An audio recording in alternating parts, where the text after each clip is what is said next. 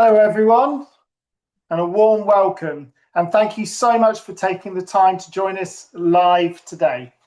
So my name is Dr. Graham Spacey, and over the next 4 days, I'll be with you as Compare, helping to introduce sessions, link the discussions together, and keep us moving through the summit journey.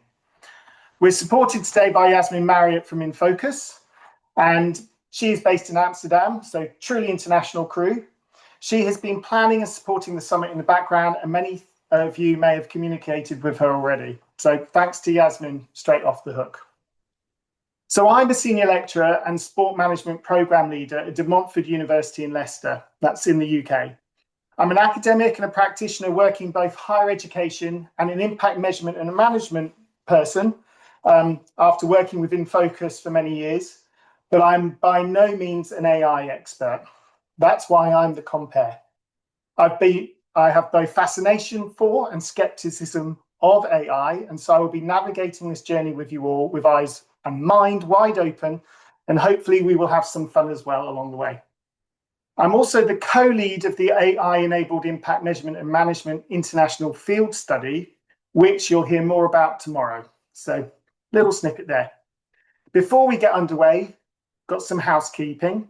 It's great that you're already introducing yourselves in the chat and where you're from, and we have a really, truly international crew. We've got Kenya, Zimbabwe, Bolivia, Lebanon, Spain, the UK.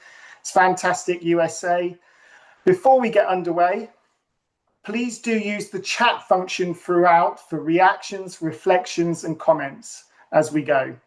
We're not going to be using the hands up function today, so if you do press it, we won't be bringing you in. But please type in the chat and have a conversation there. Do make full use of the emojis and interaction tools though, as it really helps keep the sessions lively and connected. And you can find them at the bottom, sort of a heart shape, and says react. And there's someone's giving you an example straight away. Fantastic. We're also going to be using an interactive tool that we love to use in webinars called Mentimeter. Many of you may be familiar with it, some of you may not be, and sometimes it's easier to have it on a separate device like a mobile phone or a tablet, but you can also have it on your screen as well. We're going to just drop the link into the chat now. Yasmin's putting that in. Mentimeter is great because we can get some real-time feedback and sense check the room as we go. It's a great tool in teaching, but it's also a great tool to get anonymous feedback and even monitoring evaluation tool. So I'm clicking on the link as well. I'm sure you all are.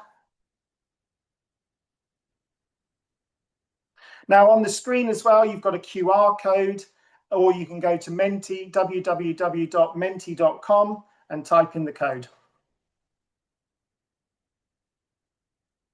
And the code is 41857924.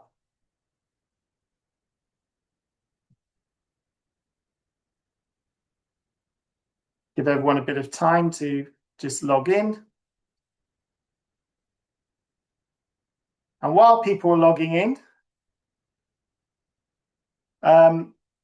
if you have any questions for speakers, please pop them into the Q&A area rather than the main chat so we can track them properly, and we'll aim to bring them as many of you as possible and answer them as many as possible during the speaker Q&A slots. You can upvote your favorite questions so that we will choose the top 2 or 3 to run through at the end of the session. And if your question isn't amongst them, we will still answer the question. So I can see many people are in there now choosing their cutest kitten. This is the beauty. I think personally Image 5 is the best kitten. I'm more of a dog person than a cat person. But you can see how this works. It gives you a beautiful view of what people are thinking or stating. It could be opinion based, it could be question answer, etc. So we'll be doing these sort of little questions as we go through.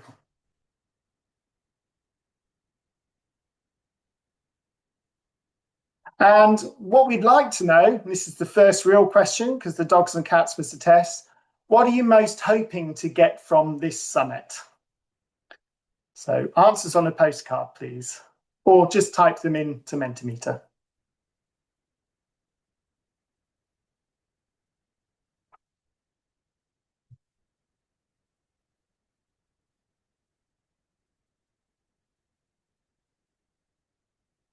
And they're beginning to come in. So we've got open-minded to learn as much as they can, general AI insights, clarity with an exclamation mark, scope and impact of AI across different industries. Someone wants to be more confident using AI. So you've got a lot of things that are happening, a lot of different opinions, and we've got 91 people currently in Mentimeter, and 44 of you have added something in. So it will all compile these for us, and we will put it together and tell you the results. So this is a classic AI tool demonstration already, where the AI within Mentimeter has started collating the responses. We've got about learning, about use of AI tools, responsible AI, insight, impact evaluation, practical examples, and there are a number of individual responses, security, data handling, the use of AI in evaluation, using AI for impact. So similar, which all these sound great because this is a Summit Lab about using AI for impact. So it's good to see. So we are going to post the questions to all the answers. So as I said, we're going to use the top 2 or 3, and you can upvote to ask the speakers them. But we'll be posting them in the private community chat later on. So that's the key thing here. The next job I'd like everyone to do, who hasn't already done so, is to go ahead right now to the private community space for all Summit attendees. So Yasmin's going to drop the link into the chat now, so you can click on it and you can go through the process and make sure you're familiarized with the everything in there. This is where you can get access to everything to do with the summit, and this includes a rich set of resources that we will release across the 4 days, all the slides we will go through on all the sessions and the replays, and most importantly, you'll be able to continue the conversation and connect with all the wonderful people who have joined us for this summit, and hopefully make some links and connections and meet people working in similar fields to you, then you can support each other. So please follow it, join the community, fill out your profile, say hi to everyone, and start connecting with others. We're really, really pleased you're all here. So go ahead, join the community. But whilst you're doing that, let me introduce your host for the next few days, who's going to just set out the purpose and very practical focus of this summit. So he's just appeared on screen. Damien, hi Damien, good to see you. Hello. So Damien Hatton, that's his name, is the director of InFocus Consultancy and my former boss and convener of this very first AI Impact Clarity Summit. So before he was all about AI and went down this AI rabbit hole, he was an NHS doctor. Then he founded and run a UK-wide charity for over 10 years, and it's still running, just without him. And he's also worked in over 200, no, that's wrong. He's also worked in over 25 countries. That would be quite an effort. I was going to say there aren't even 200 countries, Damien. So in those countries, he's provided strategy and evaluation training, coaching and consultancy support to impact organizations of all shapes and sizes. So Damien, welcome to the stage, and over to you. Thank you, and good afternoon, everybody, or good morning to some of you, depending on where you're diving in from. So thanks, Graham, for helping set the scene out there.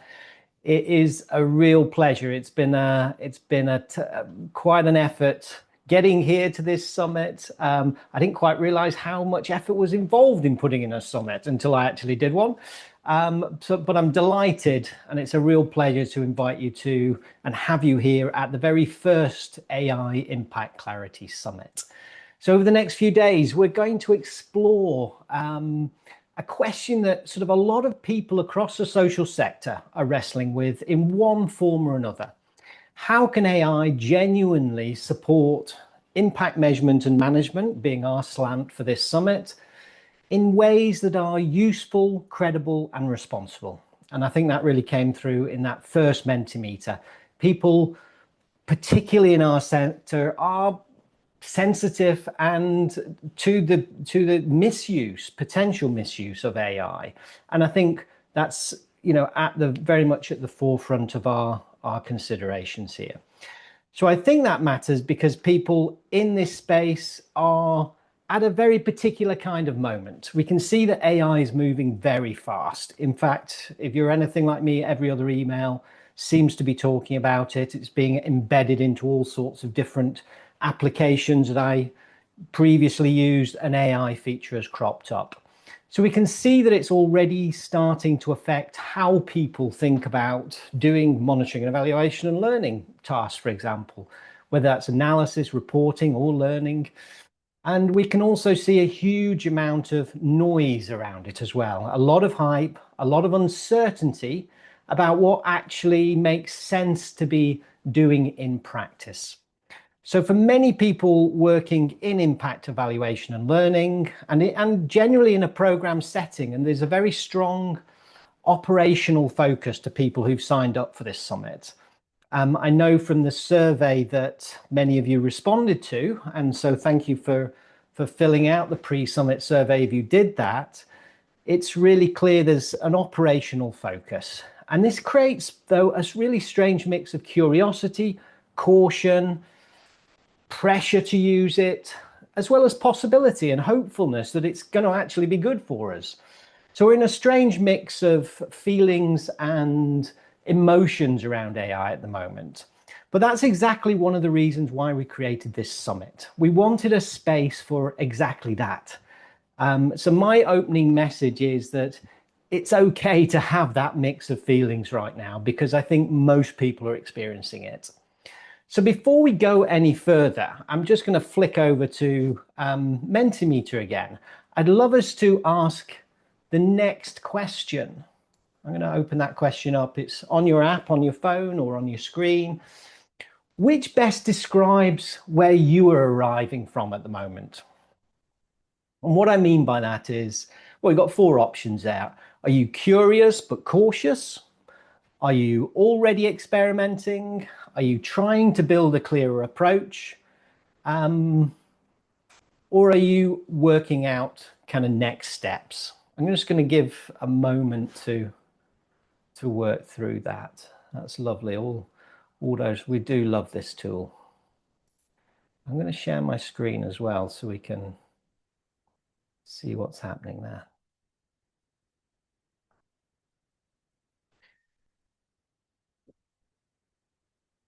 So we can see that majority of people are already experimenting. A lot of people, and building a clearer approach. So trying to build something more coherent, more joined up. And those two things go hand in hand, right?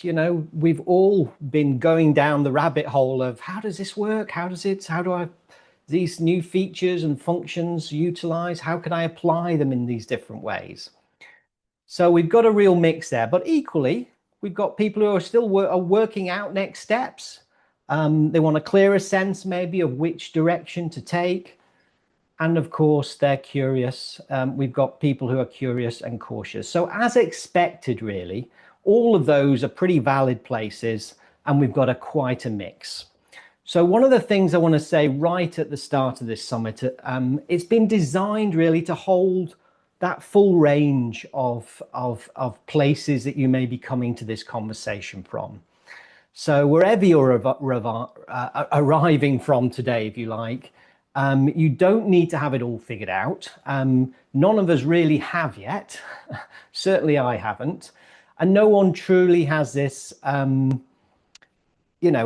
got on top of this space. So you're in good company. So who is in the room? We did, from the survey, the pre-summit survey, we've had I think we're up to about 450 people registered for this event. Of course, you usually get about a third or a quarter to a third coming through. So we're hoping, you're the special guests, if you like, because I think there's something really important about being here live. and you are here live, and I think it changes the experience for you. So I'm delighted that you have arrived as a group, and please do stay, for as many of, I know it's a big chunk of time, but this is, in curating this experience, we thought, it's a big topic. It's quite a transformational topic, potentially. So let's do it some justice, and let's work through the subject matter and give it enough breathing space over a course of 3 to 4 days. So let me have a look. Bottom line from the survey that I saw was that we're not necessarily dealing with skeptics or just pure beginners. So when I looked at the results from the pre-summit survey, there's serious practitioners who are stuck somewhere between curiosity and capability, who want a credible, structured path into implementation without risking and compromising on quality and trust. That's my summary of the kind of audience and who else is in the room at the moment with you. Now, the other thing that I think it's worth saying plainly at this stage, if you are here, you're not late to the party either. I think a lot of people right now have a quiet sense that they may already be behind the curve when it comes to AI, that somehow everyone else has moved further or faster. But in reality, most people are still trying to make sense of what this actually means in practice for them. So the fact that you're here taking time, and I really do acknowledge you for joining us and committing to this period of time, because I think it'll be worth your while. I think it's really going to help you move through the gears of understanding and getting clear on what's possible here and what's not. But you're in a good place and you're at a good time for this. A little bit just about myself before I dive into the first session topic, which is basically a basic AI introduction, if you like. It's just to get us all on the same page in terms of language, which is going to be useful as we travel through this summit. But before we get going, it's useful to say a little bit, and Graham said a little bit about himself as well, in terms of who he is and who he's not. My own background is not in the tech world. I've been working in strategic planning, program design, development, monitoring and evaluation within the social sector. So I'm not coming at this, and I think this goes for everybody who's speaking today. We're not coming this as AI evangelists. I'm definitely not coming at this as some sort of AI tech bro who's suddenly discovered social impact and wants to convert everybody to his way of thinking. So I'm not that. I'm coming from pretty much another direction. I'm coming at this as someone who's very much grounded in the realities and the difficulties and challenges of working in this space. We have messy data. We have very little time. We have, implementation and programmatic barriers to overcome all the time. So that's where we're coming at this from, a real world perspective. And I really understand the reporting burden that people have, and it's only increasing. Everybody demands data, right? But we have fragmented systems, we have messy workflows, and there's constraints, and the responsibilities that sit behind that lie with ourselves. So I think all that matters really, basically, because it means my interest in AI has never really been about tools for the sake of it. It's been a very practical question. How can the best of these tools that exist right now, and as they keep evolving, actually be used well within the impact measurement and management space? What's genuinely useful? What's being overblown? What actually improves workflows? So those are the questions that we're going to really try and tackle. And that's been my major focus over the last 18 months of really going deep into this topic of AI and impact measurement and what can be done there. Staying close to the developments as they happen, pretty agnostic to the actual tools itself, because I think those are changing. The principles will remain. The tools will be constantly fluxing. And so, what I think is really good to get on top of, and what I'm certainly trying to get my head around, is what's the minimum practical skill set that people in this sector actually need in order to use these tools well. Not perfectly and not magically, but well enough to make meaningful difference in their own in the work that they're doing. So what this summit is about is core principles rather than chasing new tools. And given the sort of fast pace of change, that's not going to be a helpful route to go.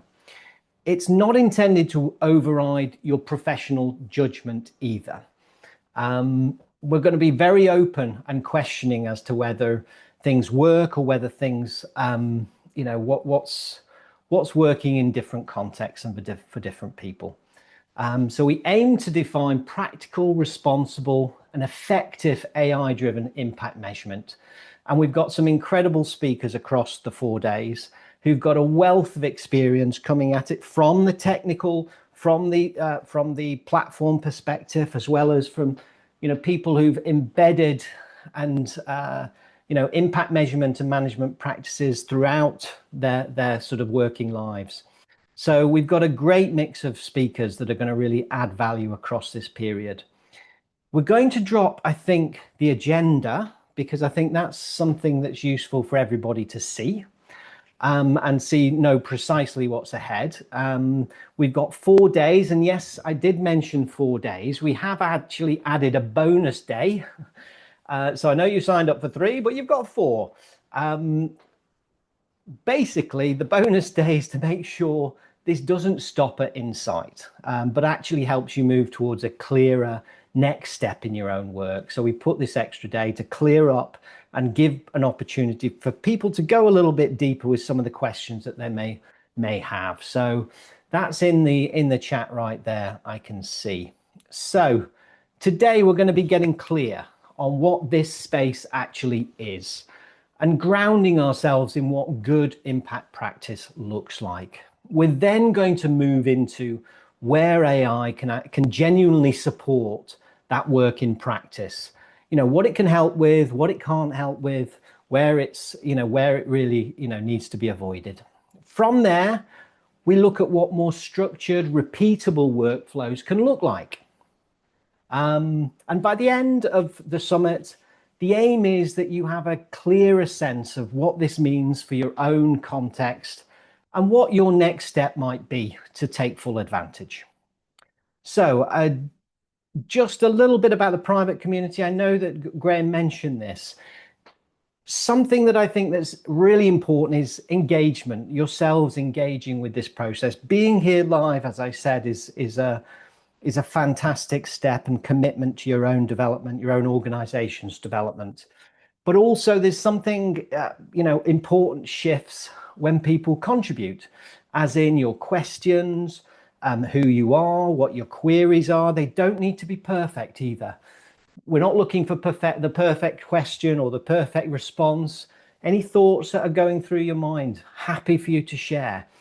Why that's important is because when people start contributing in, the experience shifts. I know this from training over many years. That's why we've created the private community. So it's not just a one-stop shop here where you kind of are engaging with, and it's kind of asynchronous engagement through a webinar because there's a lot of people on the call today. But we want that to be kind of a richer experience. And you're not doing this alone. That's probably my main point to say here. You don't need to. This sort of experimentation, which is the phase that AI is at, really needs people to share their own experiences. So that's what that space is about. So if you're, again, if we could drop the link, Yasmin, into the chat just for signing up for that private community, because that's going to stay open and free. It's a free forever space, that hub, where we're hosting the summit. It's going to change the AI Impact Clarity Hub once we're done with the summit, but we're going to still have that space available for you to, to exchange, to drop further lessons. We'll probably put on a series of additional engagements over the course of the next 6 months or so. So that's pretty much my you know, we're not ultimately about being dazzled by AI on this call. I think that's my main point I want to put across. We want to get clear-eyed on what and how it's going to be used. So thank you for being here, basically. Thank you for bringing your curiosity, your caution, and but also your experience as well. And please do add your questions into the room as we go.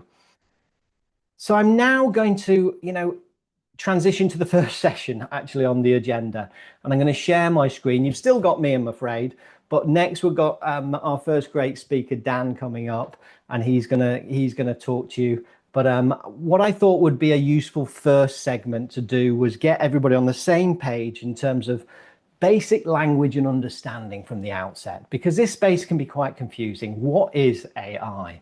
So I'm going to share my screen.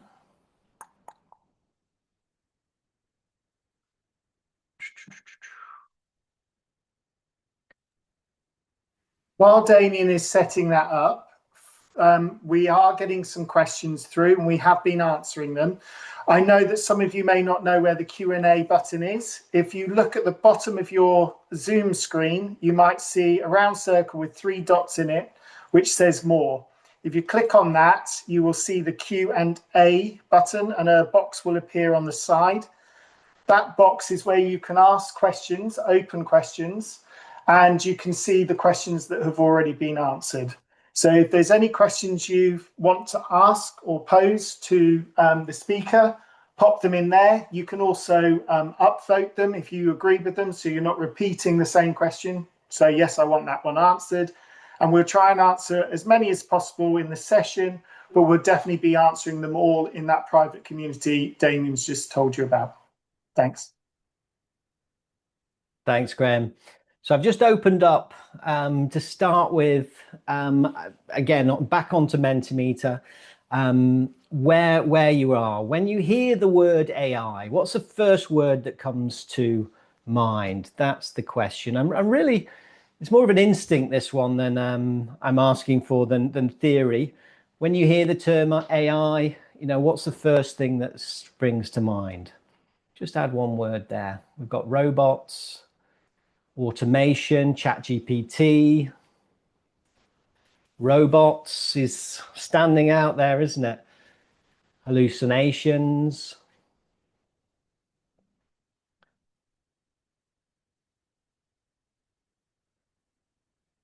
Realize we're not quite sharing that screen, are we? So automations, robots. ChatGPT, slightly futuristic, isn't it, robots? It's sort of synonymous with the scary aspect of AI at the moment. So yeah, so great, a whole range of words coming up there for people. Some are cautious, some are worried, some are looking at the sort of downside of this, the environmental aspect. So a whole range of terminologies. Let me switch back to my presentation.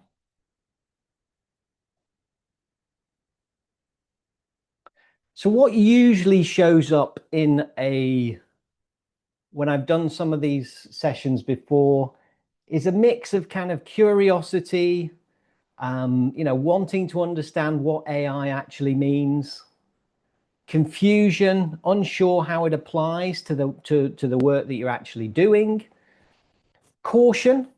That's always going to be there because this is a new technology that's very, very powerful, and we can see some downsides to it. So concerned about the risks and the responsible use, and expectation. So this hopefulness that people have also to find something genuinely useful there. And all of these are kind of pretty valid places, as I said before.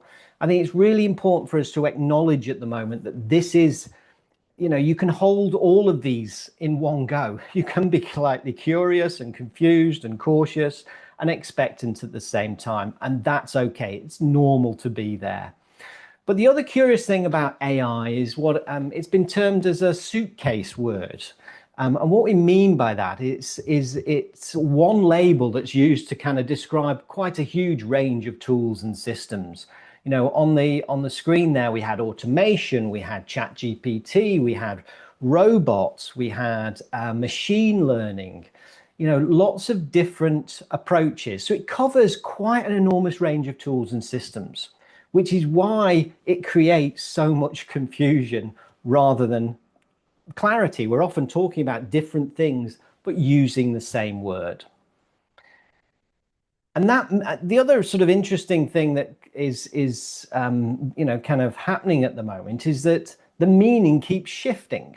What we call AI today may be actually thought of as kind of standardized software or of doing things in a few years' time. Let me explain what I mean by that.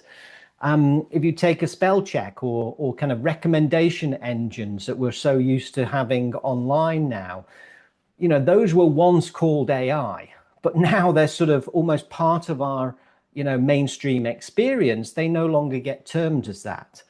So today the label has just moved on to large language models, things like ChatGPT that were, the most familiar forms of AI that we're all being exposed to, and these generative systems. So what we call AI today may just be a standard future in a few years. And so the confusing part is that AI often means kind of the moving edge of what feels new, and whatever is new becomes AI. So again, that's part of the reason why things are so hyped up. It's always at that cutting edge. It's always sort of moving forwards in terms of how it's being described. So a simple way to think about AI, two aspects to it. One is autonomy, and the other is adaptivity. So autonomy means that systems can act without constant human instruction. And adaptivity means that basically they can improve based on data or experience. So they're learning as they go from information they're taking in and changing course as a result. So most AI systems combine some level of both. And the balance does matter in many ways. But this gives us a more useful starting point, I think, in terms of, rather than hype or vague definitions, most systems have one or two or both of these things happening at the same time. So quick sense check, and you can drop this into, it's a rapid fire question. Is this AI or isn't this AI? So Excel formulas, where would you put that? Is that AI?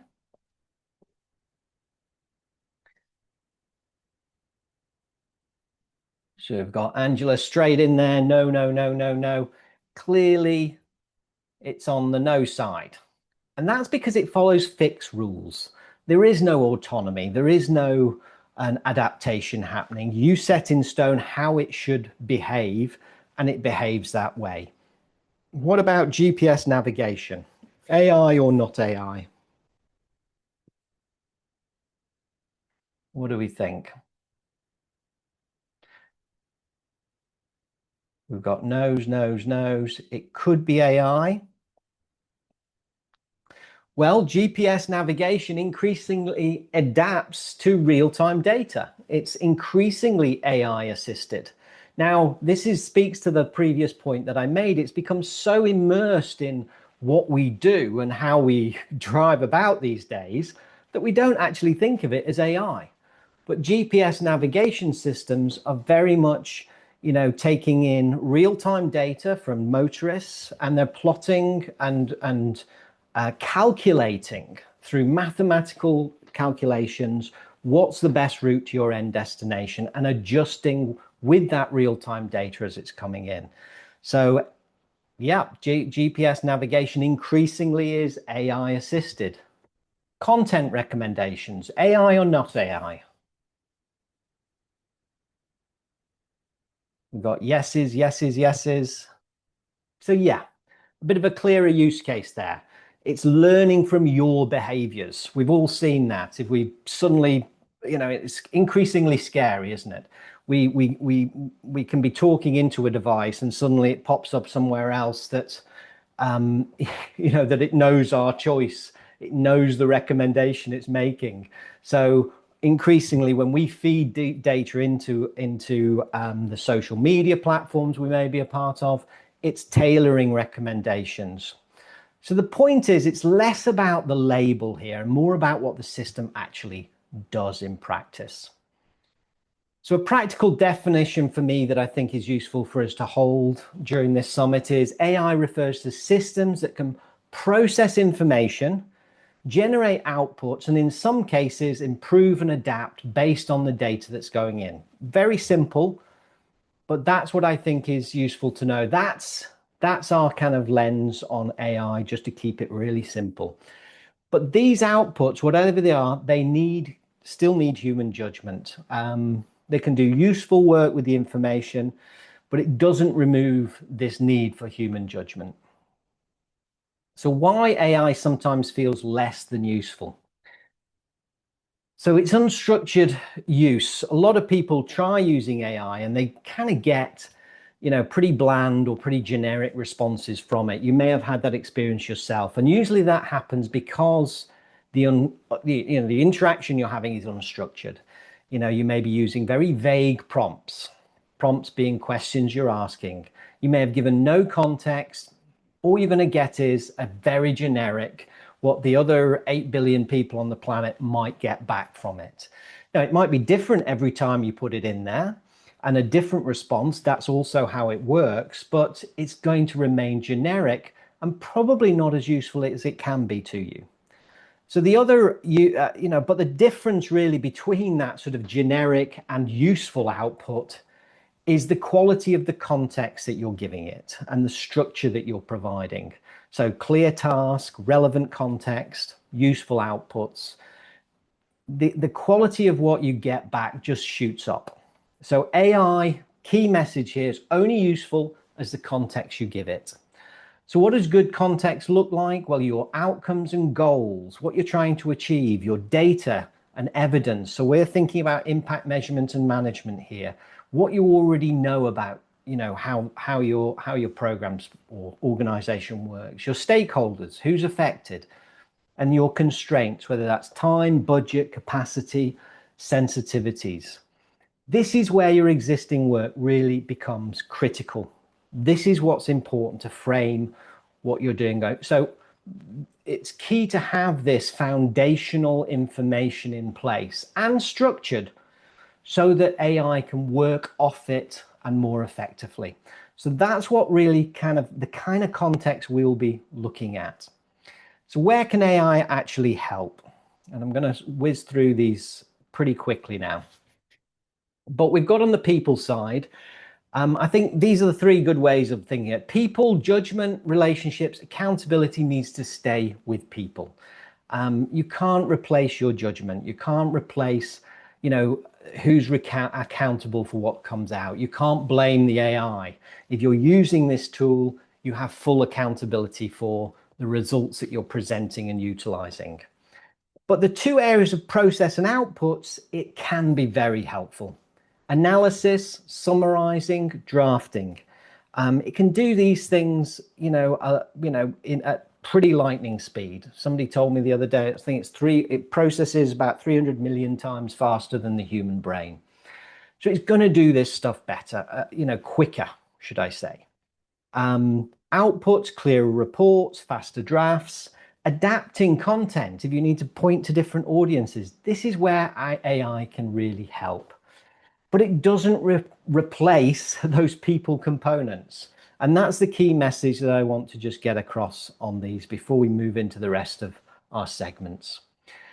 So in impact work, this really matters. This stuff that I'm telling you now, in impact work, flawed outputs that are coming from, you either giving over full responsibility or not taking on board the judgment criteria that you need to be still holding yourself. Outputs need to be credible in our space. Funders, communities rely on these findings that are accurate and defensible. Context matters. AI has no understanding of the community or values that you do. Mistakes have consequences. I think that's the key point here. Poorly reviewed outputs are going to kind of erode trust. If problems are hidden and decisions are kind of skewed or the people the program's meant to support are not being properly heard, this is where, you enter, and have real problems in terms of you're not serving the community that you're working with. So this is where our responsible use is essential. So 3 things I'm going to end on, which I just want you to take away. Don't focus on the label, focus on the system actually does and whether it's useful. Context determines usefulness. How much context you give and how much you provide, the better the output is likely to be.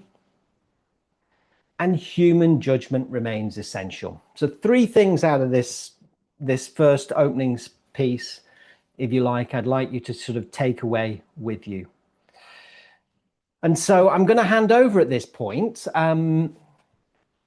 Hopefully now we've got a bit of a shared language and a practical frame of reference that we can take into the rest of the summit. And we've looked at what AI is and what it's not and where it can be useful. So the next question is what is actually changing right now? And what does this mean for organizations and mission-led organizations? And that's really what the next session is going to explore. So let me stop my... Great. Thanks, Damien. So now we have a shared language. We're going to widen the lens and ask what is actually changing in mission-led work right now. And that's Dan's cue to come on, and he's appeared. Hi, Dan. And so the next session is going to help us move from definitions into reality. What is already changing in mission-led organizations when it comes to AI? Where are the real shifts happening in workflows, choices, and contexts? And how do we interpret those changes without either overstating them or just dismissing them? So I'm very pleased to introduce Dan Such. He's the director of CAST. Dan brings a strong mission-led civil society and system-level perspective on technological change, helping participants interpret AI in ways that are practical, importantly, ethical, and socially grounded. So over to you, Dan. Thanks very much for joining us. Amazing. Thank you, Graham. Thank you, Damien. And thank you for the invitation to come and join. Super excited about this session and joining the community afterwards for ongoing conversations. So got a bit of time then to dive into what's happening in the sector, particularly across the UK. And that's where I'm representing today is kind of what's going on across the charity sector in the UK. I work for a charity called CAST that was set up to help other organisations make sense of digital, make sense of AI, not just in how you might use it, but how it's impacting our communities and what that means for our work. But rather than spending time talking about CAST and what we're doing around AI, I'm going to try and represent and reflect the conversations that are taking place in 3 different communities. So the first is the Digital Leads Network, which is a peer network of about 500 people who work in charities across the UK, who are all trying to make sense of AI in their work at the moment. The second community is AI for Grant Makers community, which is about 480 people from 350 grant making organisations, again, all trying to figure out what the impact of AI is on their work, both how might they use it, but also how it's affecting their communities. And then finally, the Charity AI Task Force, which is a network of about 100 organisations who are trying to ensure that the voices of communities and charity sector is represented to government decision makers and decision makers in technology companies. So we've got lots of people who are trying to make sense of AI within their work, make sense of AI within their communities, and ensuring that civil society and impact-driven organisations and people have a voice in creating the future we want to bring about. When I'm talking about AI, I'm specifically talking about generative AI. And that's the thing that many of you referenced in Slido earlier on, ChatGPT, this set of artificial intelligence that can create new sorts of original content. It can create new text and images and video and code and audio files from some prompts or from inputs you put in. And I'm particularly talking about that because it's had such a significant effect already on the sector, and we're interested in what that might mean going forward. So this conversation is going to be a little bit about what's going on right now, but also some trends that we might want to be aware of. And because that helps us, because that means we're going to think a little bit about the future, I'd like to give you a thinking frame, a reference to how we might think about technology impacting the future. And to do that, I'd like to take you back to 2005. Stephen Chen, who was the chief technology officer and one of the co-founders of YouTube, was asked by one of their investors. He said, "We've already put money in. Should I put more in? Has this YouTube thing got any legs? Is it really going to go anywhere?" And Stephen Chen's response was, "I don't know, man. There's just not that many videos I want to watch." Now, at that time in 2005, YouTube was a platform where you uploaded the videos you already had to share them with other people. Now, in that context, there's only so many videos I want to watch. There are only so many videos I already have that I might want to share. But with that technology existing, we started to see these new behaviors, and people started creating content specifically to share with other people. And that new kind of way of creating content led to people liking certain content creators and started to kind of follow what they were doing. And that led to followers and YouTubers and influencers. It led to a shift in how content was being produced, so that it's not only the mainstream television channels and mainstream media, but we're seeing huge numbers and huge amounts of content created on YouTube specifically to share in social settings. So we saw this shift in behaviors around this new technology. And as social media became more dominant, so we saw this really significant shift in how media was created, how people search and find media to consume. And we get to a point now where young people in the UK are 95% more likely to look at something on YouTube than they are to look at mainstream television. So over this 20-year period, we've seen this really significant shift in people's behaviors around these technologies. But we've also seen a really significant shift in people's expectations, that today we would expect for free to find a video on YouTube that helps us mend the curtains, change a plug, figure out what's going wrong with the car. We now expect to find that stuff online on YouTube for free. So over this 20-year period of this new technology, we've seen new behaviors and new expectations. But we've also seen new needs. 20 years ago, we weren't that worried about the impact of social media on young people's mental health, or what we might consider as shared sources of truth. But we're worrying about those things now. Now, the reason for sharing that is one thing we know about technologies: as the dominant model of commercial technology it becomes more dominant, we see these new changes in needs, behaviors, and expectations. So if we're thinking about AI, what are the new behaviors we might see evolve? What are the new expectations of the people we work with? And what might be the new needs? Now, the reason that's so important for generative AI is, as I'm sure you all know, generative AI has been the fastest growing adopted technology we have ever seen. So ChatGPT took just 3 months to be used by over 100 million people. And the image on the slide in front of you shows some other key technologies and how long they took to get to that level. So the mobile phone took 16 years to get to the stage where it was used by 100 million people. The internet, 7 years, Facebook, 4.5 years. But ChatGPT got there in just 3 months. And that's just one of these generative AI tools. We could, of course, be talking about Copilot or Gemini or others. So this really, really rapid adoption of these technologies. And probably 3 main reasons why that's the case. So the first is it's a general purpose technology. That means you can use it across many different places, whether you want to create cute pictures of cats, do your homework, start thinking about writing an impact report, using it at work or at home, creating stories for your kids. You can use it in lots of different settings. The second is it's a consumer technology. That means anyone who has access to the web can pretty much for free access these incredibly powerful tools. So if you have access to the web, you now have access to these tools, which means adoption is a lot more quick. But there's another one too. And you might look at the mobile phone and say, well, it took 16 years for the mobile phone to be adopted by 100 million people because they're very expensive technologies. We had to wait for the price to come down and for more people to be able to afford it. Generative AI is a very expensive technology. Microsoft spends about $15 billion every quarter keeping Copilot alive. But the business model wrapped around it has changed, which means now they are free at the point of use to begin with. And that means we're focused just on adoption, trying to understand how people might use these tools, how they might adopt them. And then, of course, the companies need to figure out how to then generate income to pay back all the investors. So they're very expensive technologies, but they're free at the point of use or low cost. Anyone with access to the internet pretty much can access them. And we can use them across many different settings. So if this is fast becoming the dominant technology of today and tomorrow, and we know the dominant model changes needs or brings about new needs, new behaviors, and new expectations, how might we take that lens to think about our craft and our work in the impact space? Not only how might we use it, but what other needs and behaviors might it bring about?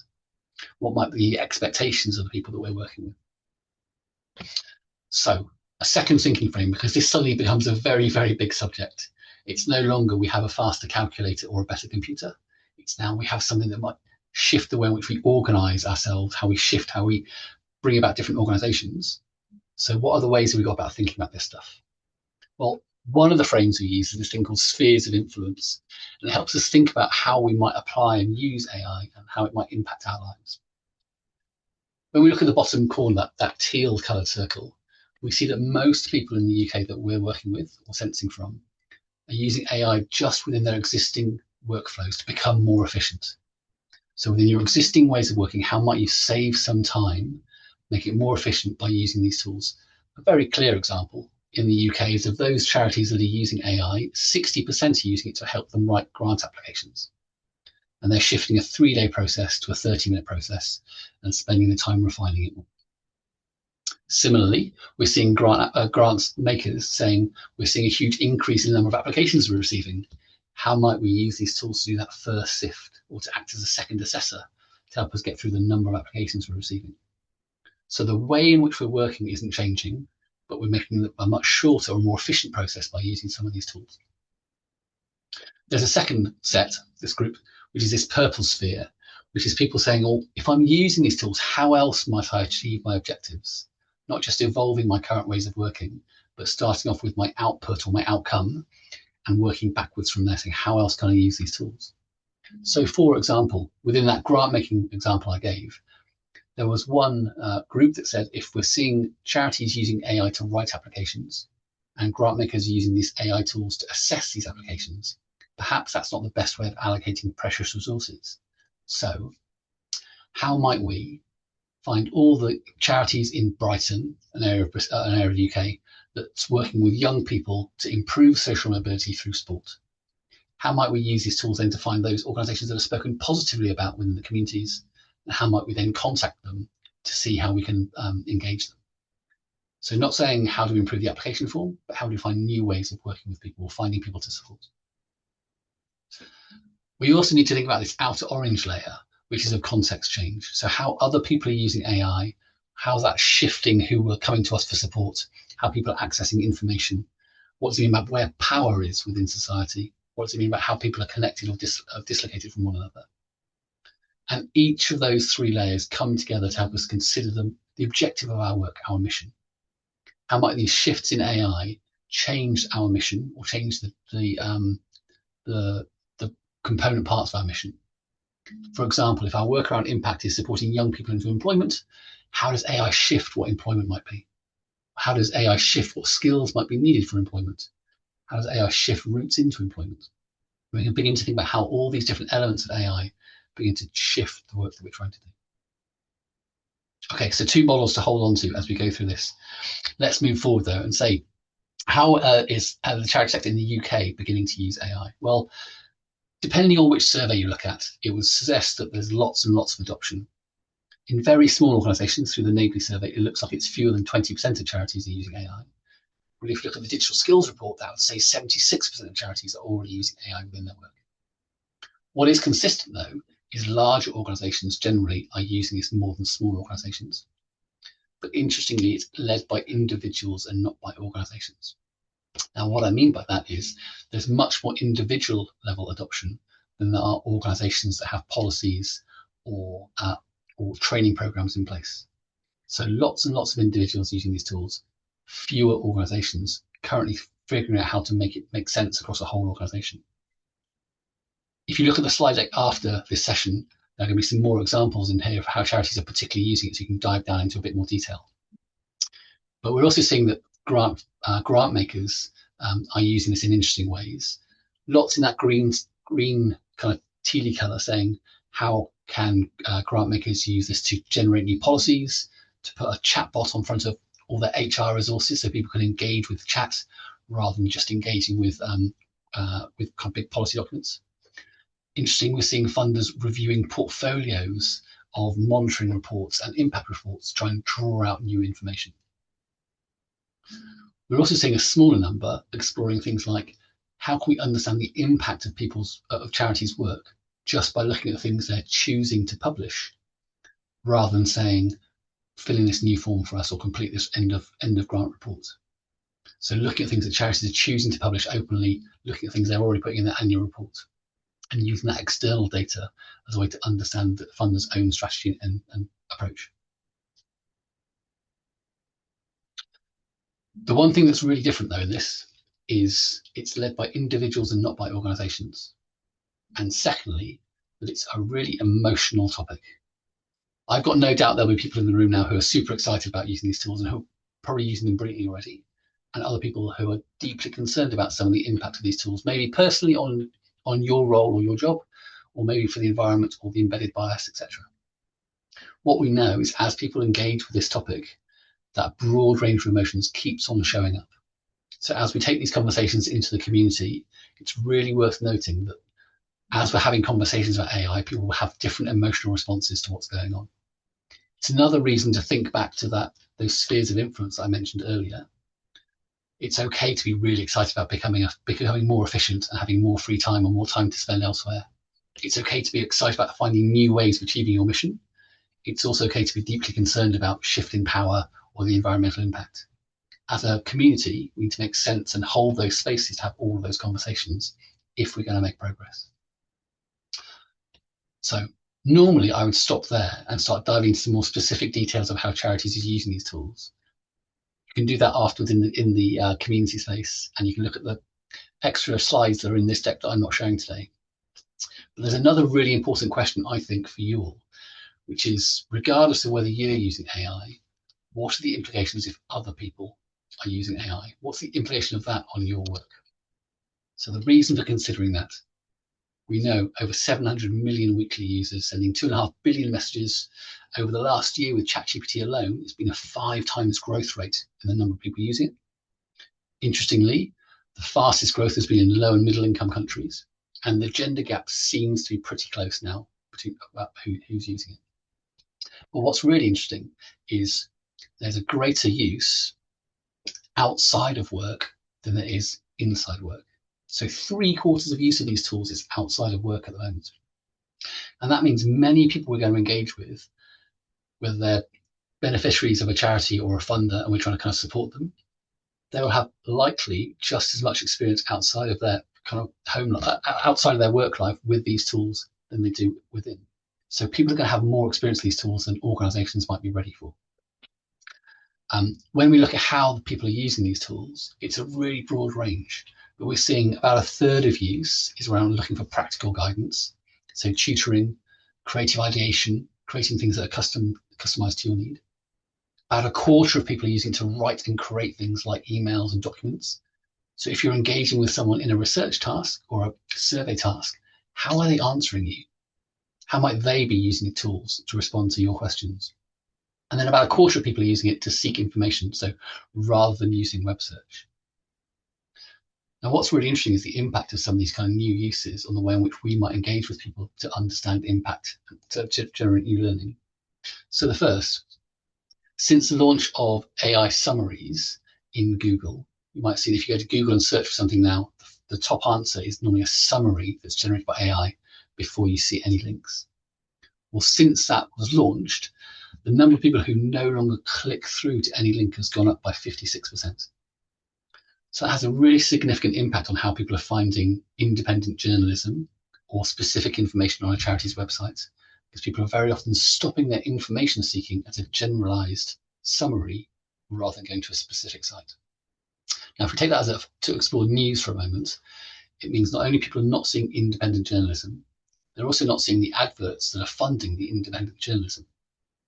Within the charity space, they're finding generic information rather than specific information that a charity might be giving, but they're also not seeing the Donate Now button or the Support Us button. People are becoming more familiar then with stopping an information-seeking behaviour with generalised information rather than specific information. So what does that mean? As Damien said at the start about how we're presenting stuff that is accurate and defensible. What does that mean if people are finding other information before they come to us? Well, the impact, I think, is around trust. And we're seeing a really fascinating shift in people's trust at the moment. Interestingly, though, it's not a clear picture. We're seeing more distrust for the organizations that own these tools, particularly big tech companies. And yet we're seeing quite a lot of trust for the outputs of these tools without people critically engaging with them. So whilst we're seeing an increase in distrust for big tech providers, we're also seeing, through things like the Global Dialogues on Human AI Relationships research, people really quite confident that their chatbot is working for them in their best interests. So 58% of participants here thinking it's acting in their best interests, compared to just 28% for politicians. So we're seeing a shift in how people are searching for information, seeing a shift in trust. And normally in the charity sector, if we're saying, well, trust is really important, the next thing we might say is, yeah, but our relationships are really important. We hold really trusted, careful relationships. And that's certainly true.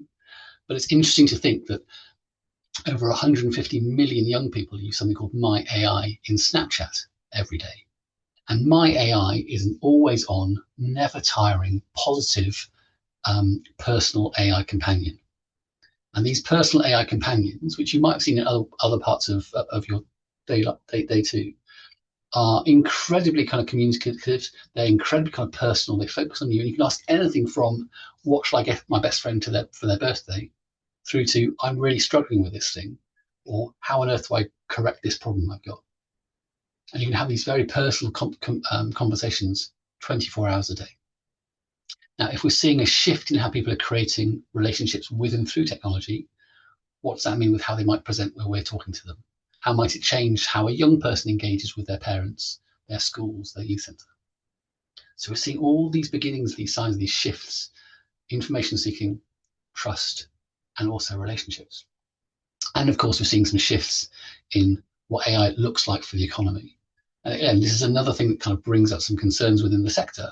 We've got people who are just as excited about saving time and being able to do more with less money, as there are people who are really concerned about the impact on their own roles or how teams are put together. Two very more quick things before we stop.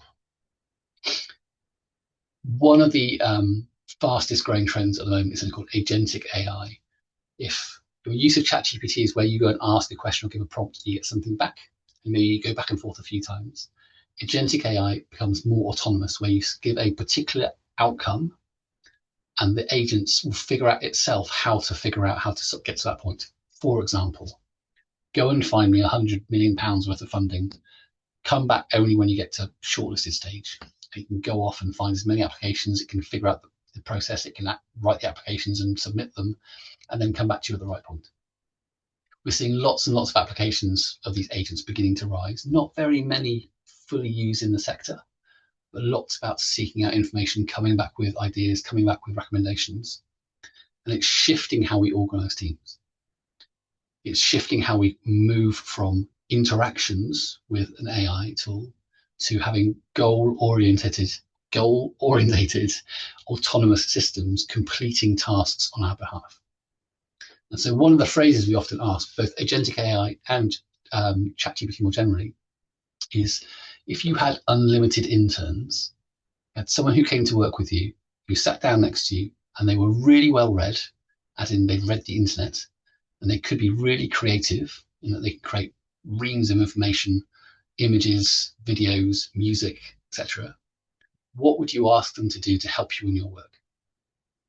Now, we don't spend lots of time thinking about computers as humans, but just having that mindset of, if I had an intern, what would I ask them to do to help me with my work, is a good starting point. And then the agentic AI is, what do I want them to do so I can do something else? Remembering, of course, that if you have an intern, you're still responsible for their work. You will expect them to do something brilliant, but also get something quite wrong. So it's still your responsibility to oversee it. This is kind of the fastest growth we're seeing at the moment, is people exploring the role of agentic AI, the autonomous systems used alongside humans within the workplace. And then finally, a conversation you'll often hear about as people talk about AI is AI sovereignty. And sovereignty means, how can we ensure we're not overly reliant on others? So we're not overly reliant on the data or the tech systems of other companies, so we can't be locked in.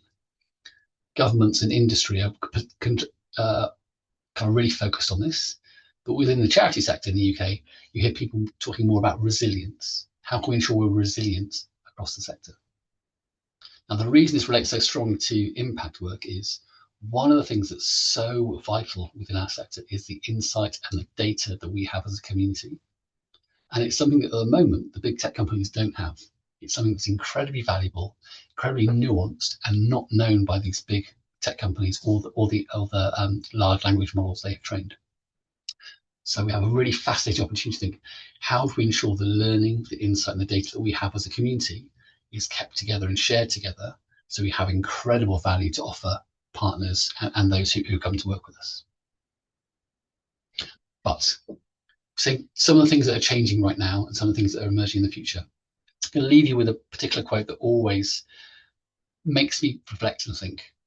This is from Professor Donald Clark, who is an academic at the University of Brighton, but also an investor and an entrepreneur. He says that generative AI changes our relationship with knowledge. So if you want to find the comparison in history, it's the invention of the alphabet and the printing press.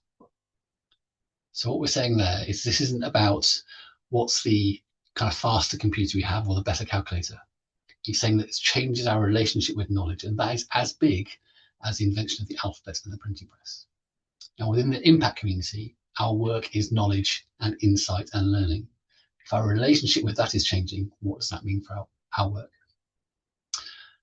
I think it means this, that the work that you're doing is even more important. And it's even more important that we can work with charities and mission-driven organizations to understand their work and to share it more loudly. It becomes even more vital in the age of AI. And so finally, the last thing I'll leave you with, Ethan Mollick, who's a professor of AI in the States, has a lovely quote at the beginning of his book called The Coming Wave. The cost of really getting to know this stuff is 3 sleepless nights. The night where you're super excited about the possibility, the night where you're really concerned about the possibilities, and the night where you begin to bring those together. I think I'm on about 150 sleepless nights, but I think with you and this community, we can make sure AI works for everyone. So thank you all for your time. I know we're really tight for time today. I'll put more slides into the community so you can engage with them there with more information, and please feel free to get in touch too. Thanks a lot. Great. Thank you, Dan. And lots of emojis coming out of the bottom of the screen there. So well, round of applause. Thank you. We do have a couple of questions. There's been a lot of questions coming through, some of them pertinent to you, some of them that we'll be able to answer later on. So it'd be good if you could go in the Q&A and answer some of them separately, because they're very, but there's 2 that stand out. One that we've had sent privately, and one. First one is from William. Will AI replace evaluators? I think you maybe have scared some people there. It's a really great question. Thank you, William. So Geoffrey Hinton, who's the godfather of AI, would say we need to look at the elasticity of roles. So, for example, if AI is as good at diagnosing a medical problem as a doctor, it doesn't mean we'll have fewer doctors. It means we'll have more healthcare. And so, because we can just add to the capacity, right? And it means we have more healthcare for everyone. If AI is better at making meeting minute notes than a secretary, we'll have fewer secretaries. So I think if we're looking at the task of evaluation as like creating an output based on some information, yeah, that's going to change quite considerably. But the role of evaluator of really understanding the data that's not already online, of really kind of making sense and making that strategically purposeful, that's going to continue to be needed. So think about what's the elastic bit of the role that we need more of in this world, rather than the technical stuff which could be overcome. Great, and I think that answers or goes towards answering the next question, which is how can people stay open to what is changing without losing sight of what is still dependent on human judgment, organisation values and context? That's another really great question. One of the other things that Donald Clark said, who I quoted at the end there, is this is the worst that AI will ever be. So these tools are getting better and better and better. So I think the most valuable thing that we can do is prepare ourselves to constantly kind of test out new ways of working. How can we be responsive? If you have an experimental mindset of saying, how else might I use these tools to improve my work and ensure I have a valuable contribution, then you're going to be in a really great place. And then this network that's being built here, part of being able to be responsive is being resilient and supported. So supporting one another is going to be a really crucial part of that too. Great, thank you. On the Q&A, there's a few pertinent questions, around charities and around some of the links you shared. So it'd be great if you could interact with that, Dan. And thanks for everyone, because some people even started answering some of the questions themselves, which is really good. Good to see. Great. So with that wider frame in place, we can now move into evaluation practice itself and ask what responsible adaptation looks like there. So we're moving on to the next session, which is about how evaluation can evolve responsibly as the tools become more present in the wider operating environment. So I'm very pleased to introduce Dr. David Fetterman. Hi, David. Nice to see you. He's the founder of Empowerment Evaluation and a globally recognized leader in the evaluation field. David brings an established external evaluation voice with deep emphasis on human-centered practice, judgment, and social purpose. So thanks, David, and over to you. Thanks so much. Really appreciate it. Wonderful hearing everyone. Also, Damien was beautiful in highlighting the issues of what we label AI, which will definitely change. There's no question about it. Dan had some great points on trust, I think, and sovereignty that we need to explore even more. Trusting the data, trusting the sources, et cetera, and validating it, which we'll hear a lot more about with the rest of the speakers as we pursue it. Let's go to some of the slides. And I just want to bring you through a very brief tour for everyone. And thanks, by the way, for everyone being here. Let's go right to the next one. We're just going to enhance evaluation in this AI environment. That's me at the Himalayas. So I think I took my family up there. We all went up there to base camp some years ago. And I think that's where we are today. I want to welcome everyone to the summit, of course. I think the point of me highlighting this trek I took and my family took is that we have reached really a different level. We have much higher expectations of our work, and we have very new standards. I believe that we are all in the right place if you want to make sense out of mountains of materials, if you want to streamline workflow and improve your efficiency, if you want to improve the quality of your work, and most important, if you want to illuminate and demonstrate your understanding and insight, this is the place to be. So let's go to the next slide. This means that we have meeting and managing expectations. We have new expectations that we have to meet. Using AI is like using Grammarly on steroids. I think you have to think of it, we all have to think of it, as the new norm. Using AI routinely is the new minimum requirement. People will notice it if you produce things and you haven't checked through some form of AI. Just the way they would check and see, wait, there are grammar mistakes? There's a different level of expectation for professionalization. AI is not the same as a Google search. Gives you a number of different sources, it's very nice, but you want to use AI to tackle the tasks that you find complex and difficult. Synthesizing. I work with a lot of grantees doing tobacco prevention in Arkansas. They don't want to go through mountains and mountains of CDC reports or my evaluation reports, et cetera. They like it synthesized and often turned into a podcast that's much more engaging and entertaining, et cetera. They want to be able to find patterns across data sources, and that's what this can do. I'll show you some examples of how it can also produce slides and podcasts very easily. My point is that we have a different level of expectation for all of us. We don't have a choice. And our job is to manage these expectations. AI is not always right. It's that simple. You need to validate. You can trust it in many respects, but verify. It's important that you do not simply copy paste. I know many of you already know this, some may not. I've definitely run into some colleagues who have taken ChatGPT, said, oh, this is what it says, so it must be right, in front of their peers before checking it, before vetting it to see, is it actually accurate? Is it has tunnel vision? Is it biased, et cetera, et cetera? It is happening. It's frightening. You will look terrible if you do that. So be aware. Don't follow that person's pattern. People are already ready to judge you if you do something like that. So for anyone who might be making that mistake, make sure use your judgment. You need to assess everything. We're at the embryonic level of this development, as others have been referring to, Dan and others. It will get better and better, but it's not there yet. We're at that early stage where there are a lot of errors and mistakes. Do you remember when we always said, oh, they're hallucinations, they're putting in these quotes that don't exist and citations? It's still somewhat of a problem, but already it's learning from itself by showing you, oh, here's the link to that citation, so you can check it out yourself. It's listening to us. Now, they're not all doing it perfectly, but my point is, we're not quite that level. We still have to do our validation and checks and use your judgment. AI is simply evolving, and we're at the earliest stages of that development. Let me go on to the next slide.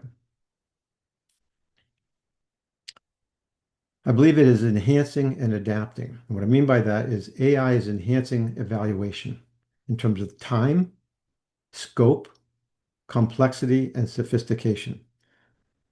Paul St. Roseman and I, former student of mine at Stanford, are working together on a $350 million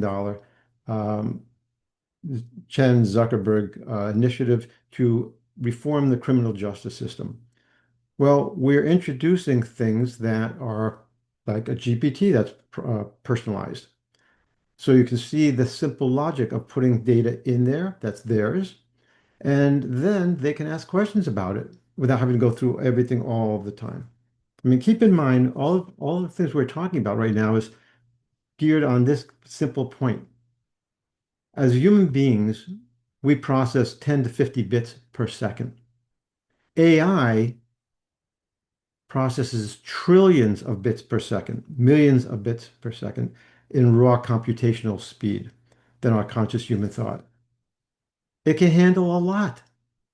So the point is, we want to maximize what that is, but we want to know at this stage in our development, with a project like the Just Trust, we want to be able to maybe help people move from a GPT, putting data in there, asking questions, to maybe the next level, which could be, I'll highlight Notebook in a minute as an example, which has greater sophistication in terms of what it can produce, which I'll show you, as I say in a second, to Rural Census that Yao will talk about later, which is a much more integrated evaluative system with all of the kind of data it can handle.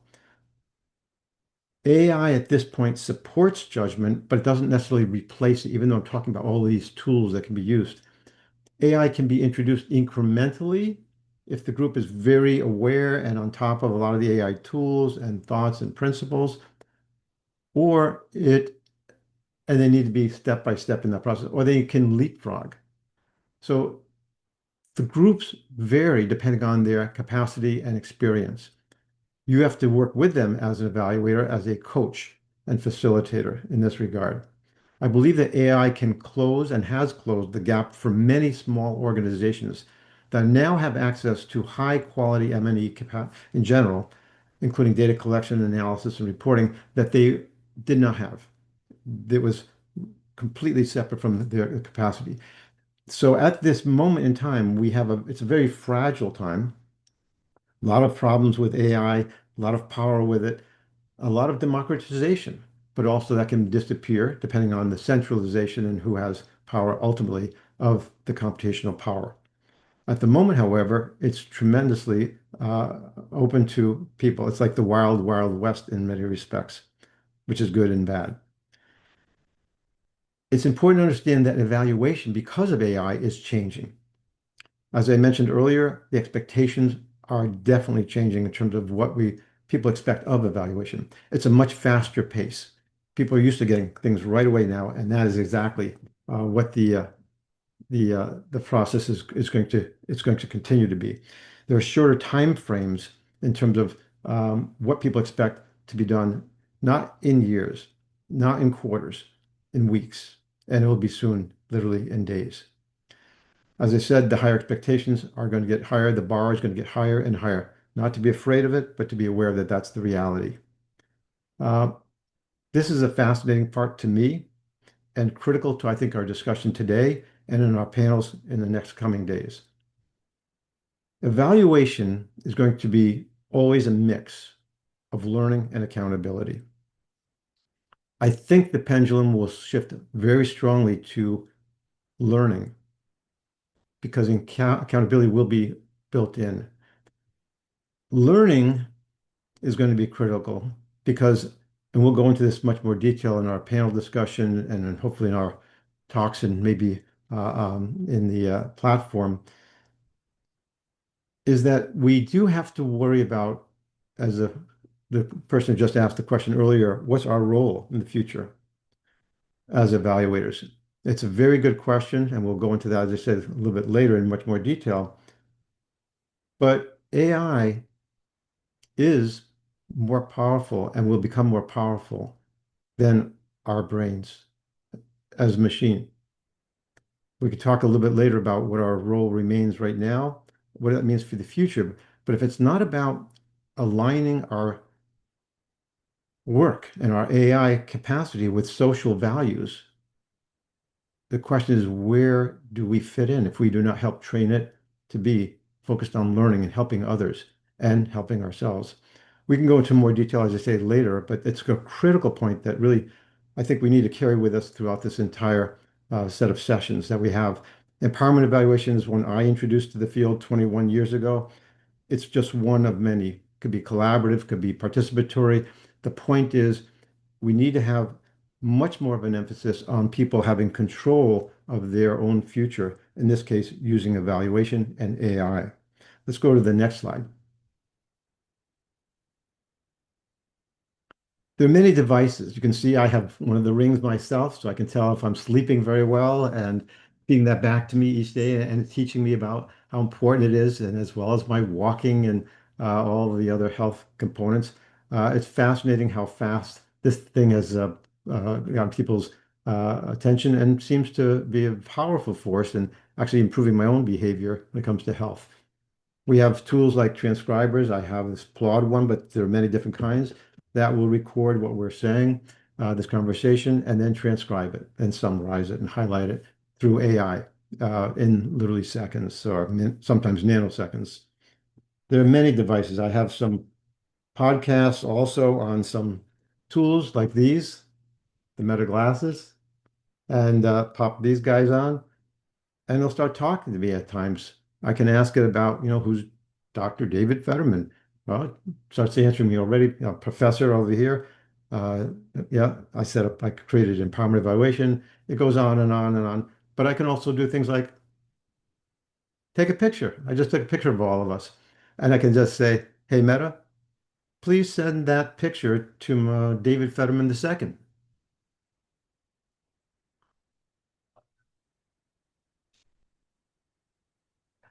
Yes, I'm ready to send the last photo to David Fetterman II. Thank you. It says sending photo. I use these sometimes when I'm driving and I have a thought about doing a survey or not doing a survey with a colleague of mine, whether it's in Arkansas or California, and I don't have to take my hands off the wheel and I can shoot that idea off to them before I get to the office or home or what have you. I also use it for translation purposes, different languages. And it's a very powerful new tool. Many people believe that that will replace the phone in less than 5 years, wearable devices. Anyway, they're all tools that we're playing with. I have some pieces on AEA 365 that I discuss and give video or description of, etc., in terms of their use for evaluation. They're not the be all, the end all, but it is something we need to stay on top of because it is the future. It is where we're going, it's where we are now. But that's the trajectory. It's going to go much further than our conventional systems of dealing with AI. Let me highlight this just as an example. I think NotebookLM is a beautiful example because it's the same as GPT in many respects, and a more sophisticated version, of course, is Rural Senses. But the concept is simple. If you look on the far left, you see sources. That's what this is all about. You put credible, vetted sources that you think are going to be valuable to what you think are relevant, not the entire web, which has a lot of junk and distractions and things that are just completely wrong, but material that you think is valid. You pop it in on the left side. You can be a URL in this case to a website, in this case, tobacco prevention.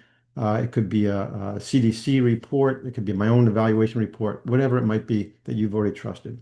Many different ways of putting it up there in the left. That's the sources. In the middle, that is the summary that you can chat and ask it questions about.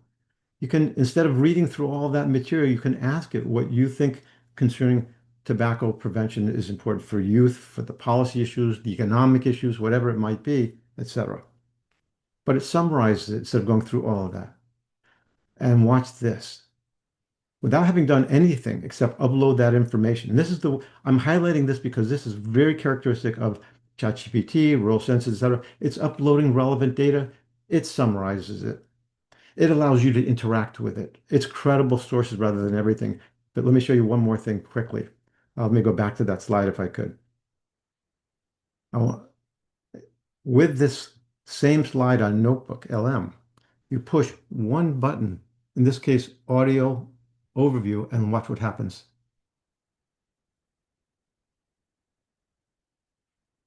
Let me see if you can hear it. Matt, put your volume up. On the right-hand side, I can do mine if you can't hear it on that one. David, yeah, maybe it doesn't seem to be sharing, so I'm sorry about that. That's okay. That's all right. Because I can also I don't know if you hear it on my side over here, but let me see if you can hear on my side over here. Can you hear this? Smoking kills more people than alcohol, AIDS, car crashes, illegal drugs, murders, and suicides combined. Yeah, combined. It's just a staggering reality. I mean, honestly, it's a statistic that just stops you in your tracks. When we hear about major public health threats, our minds usually jump to those, visceral, sudden events. But the numbers tell a completely different story about where the real danger actually lies. Right, because it's the ultimate slow-moving epidemic, because the damage unfolds over decades rather than days. It often just sort of fades into the background noise of the daily news cycle. We completely lose sight of the sheer magnitude of the impact. Exactly. Is that something? That is all I did with that notebook source. You can put it back up again if you can see the picture of it. Is click on that one button and you got that podcast. And that was just an abbreviated example. You see on that where it says audio overview, all I did is push that one button. I didn't do any editing. I didn't do anything else. It created that podcast. That's how powerful this is. You decide on the sources, the quality of the material on the left. So you've vetted it. If you can do a search in general, and it can find a number of things, and then you can decide, use the judgment as an evaluator as to what's appropriate, relevant, etc. You have folks that are in the community work with you, so they're learning to build their capacity to do this as well, not just the tech part, but their judgment as to what is relevant sources. So they're beginning to do more and more of the capacity building of doing the evaluation themselves. And the same thing for the core part, for asking them to ask the right questions, not just you about the information, or creating their own podcast through audio overview. Let me show you one more if I could, and I'll play the sound on my side as well for the slide deck. Let's go to the next page. This is fascinating. It can create an infographic. It can create slides. It can create blogs, all very quickly with the stroke of one button. And here's an example that we'll play over here. I'll play it on my side so you can hear it better. Just give me 1 second. But watch this video. It's just one click of the button and watch what I was able to do.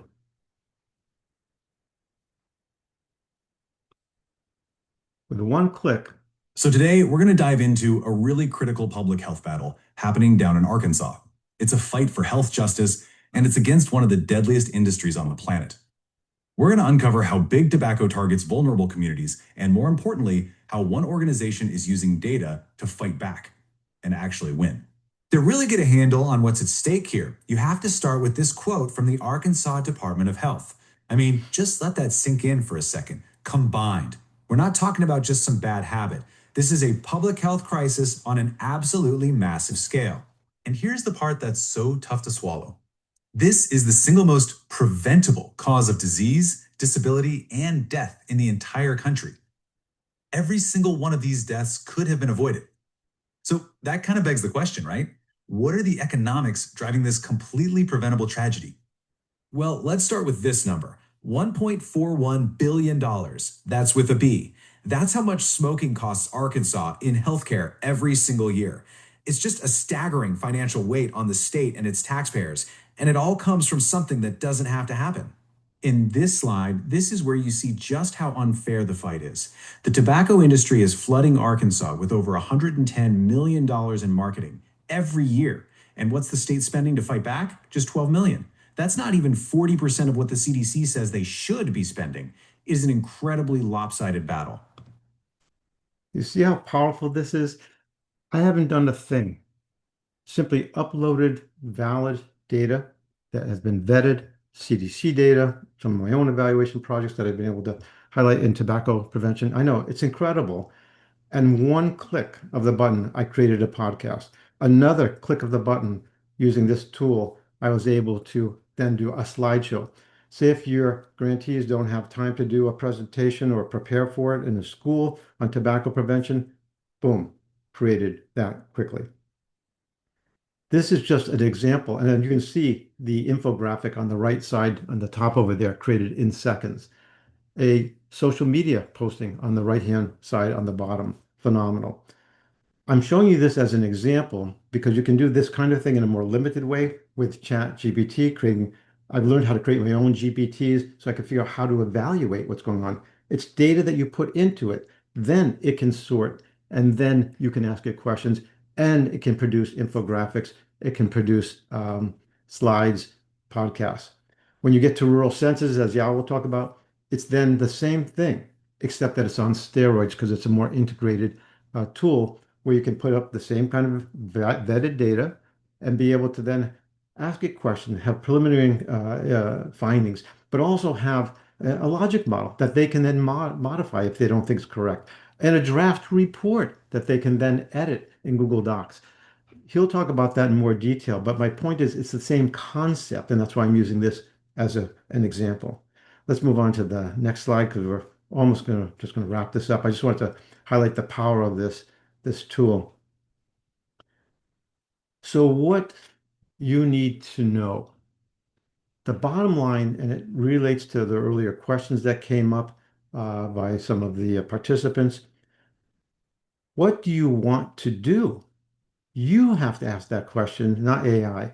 The community members you work with, they should be asking this question because they should be doing the evaluation with you and very often by themselves and you as a coach and facilitator. What are the right questions to ask? This is still our responsibility and the community's responsibility. AI can help you align your work with your community and donor needs. And this is what I said earlier and mentioned that's critical, and we'll talk about it in the next sessions tomorrow and stuff.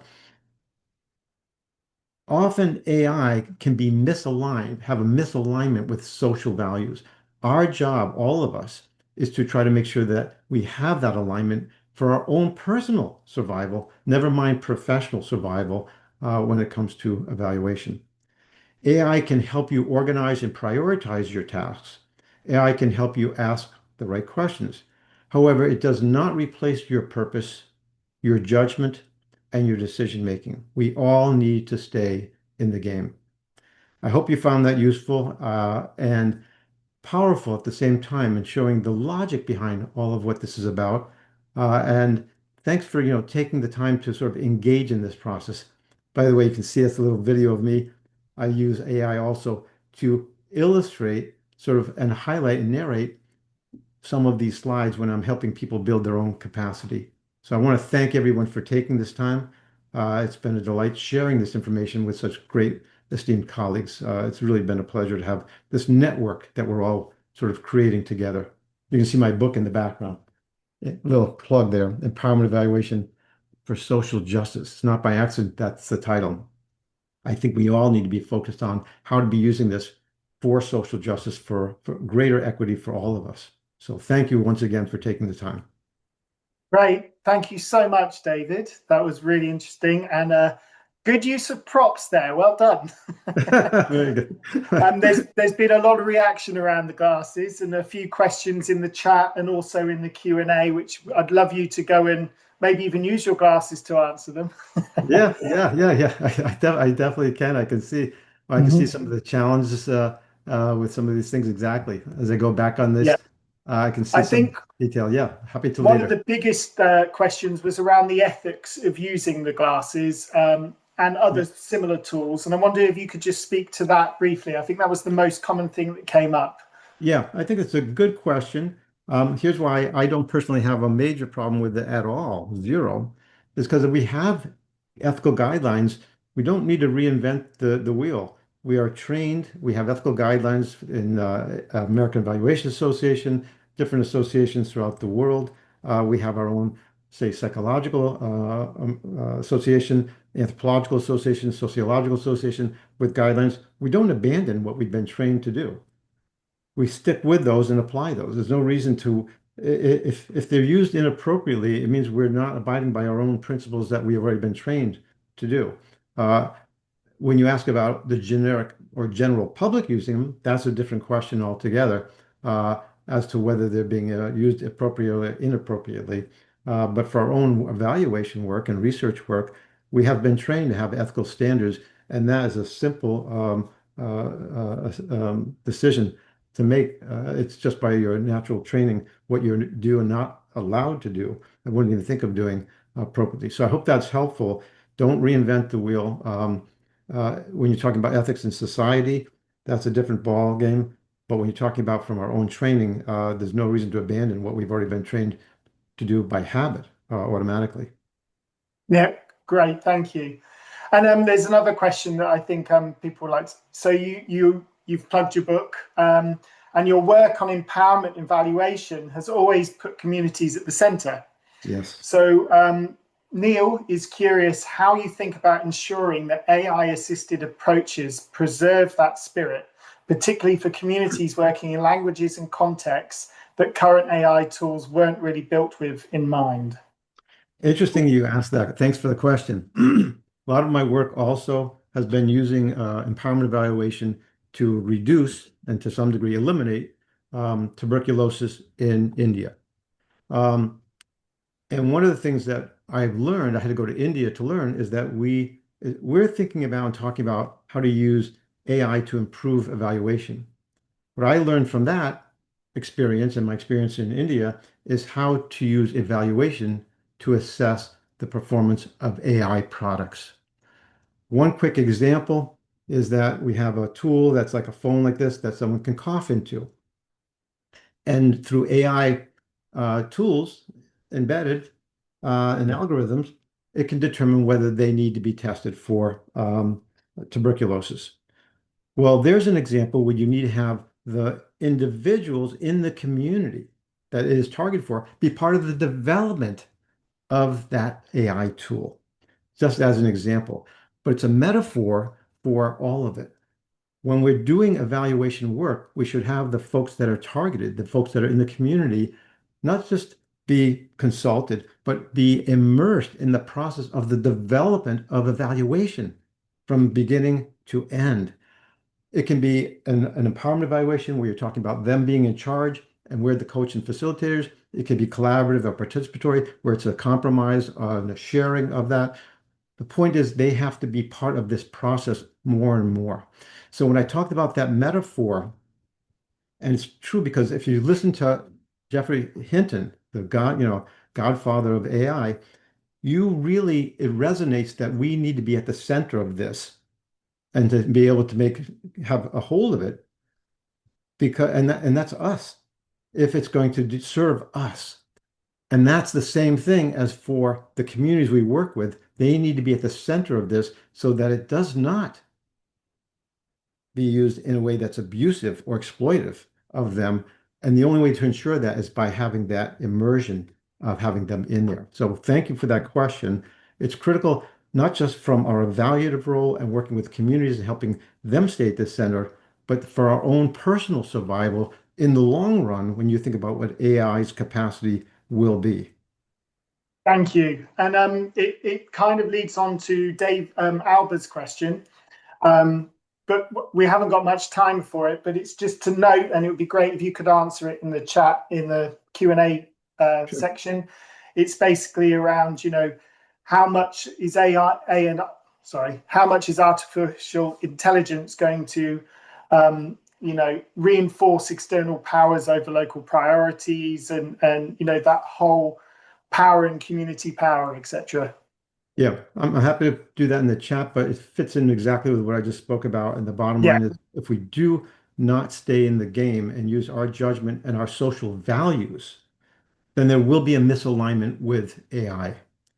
And it could be devastating, as we'll talk about in the panels tomorrow, when you talk about autonomous, lethal entities in the military that are often excluded from the AI principles and constitutions that have been created. So this has very serious consequences if we abdicate our responsibilities. I think we need to be engaged. Sorry to take up the extra time, but I think that's critical. Not just, I don't want people to think about it just being a humanitarian thing to help other communities that are minorities that have been disregarded or whatever. It's for our own personal survival as well that we stay in the game. Great. Thank you very much. Yeah. And great. Thanks a lot, David. Great. Absolutely. Thank you very much. Thanks for the time, everyone. And thanks everyone for your questions too, David. Yeah. So if evaluation can adapt, the next obvious question is, what needs to be in place before AI can actually help well? Not just okay, well, meaningfully.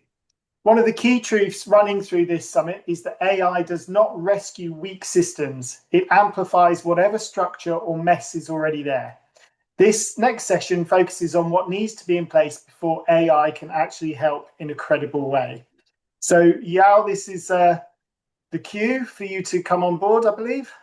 I think Graham, we're gonna have a little short break actually now, before Yao jumps in, just to give everybody a bit of a comfort break, if that's okay. And brilliant, what a couple of speakers there. That was incredible.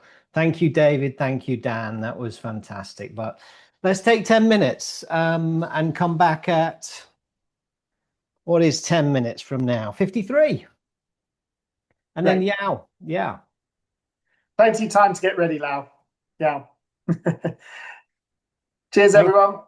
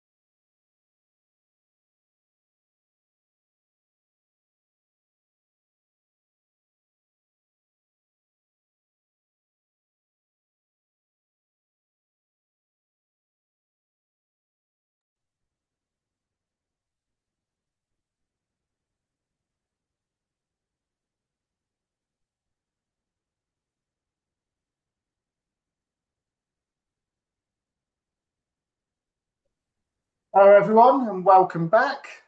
I hope you've all enjoyed the break, and we're going to get on with the show. So, one of the key truths running through this summit is that AI does not rescue weak systems. It amplifies whatever structure or mess is already there. This session focuses on what needs to be in place before AI can actually help in a credible way. So I'm very pleased to introduce Yael Levy. Shalom, co-founder and CEO of Rural Senses. Yael brings a strong applied innovation lens and practical experience building AI-based impact measurement solutions in real organizational contexts. Yael, over to you. Thank you, Graham. And it's a pleasure being here today. Wonderful, wonderful presentation so far. Well done for organizing this space. I'll start with a short introduction, and thanks, Graham, for doing most of the work for me. My name is Yao. I'm the CEO of Rural Senses. In the past 7 years, I've been involved in leading an impact tech company that is basically combining AI and impact measurement. And we started 7 years ago applying artificial intelligence into impact measurement and management. So before ChatGPT, before it was really cool, we were already in the space. Yeah, personally also, before that, I come from a technical background. I was a software engineer. I have a degree in physics. And also I'm happily married with 2 beautiful girls, as you can see. So what are we going to talk about today? We're going to talk about how to build a foundation, the AI foundation for impact measurement and management. After we heard little bit of teasers and also the caveats. So let's also dive a little bit deeper before the next day. So some of you might know this tool. It's called Claude Code. It's a sub tool of the bigger tool called Claude, which is like a ChatGPT, but very, very powerful. Some might say the most powerful AI tool existing today. And if you're writing an impact report, it can provide really powerful outputs if you use it properly. What does it mean to use it properly? For example, and here I want already to give value to all the people here listening, how to write a good prompt that will provide powerful results. So one of the common standards out today is ROTC,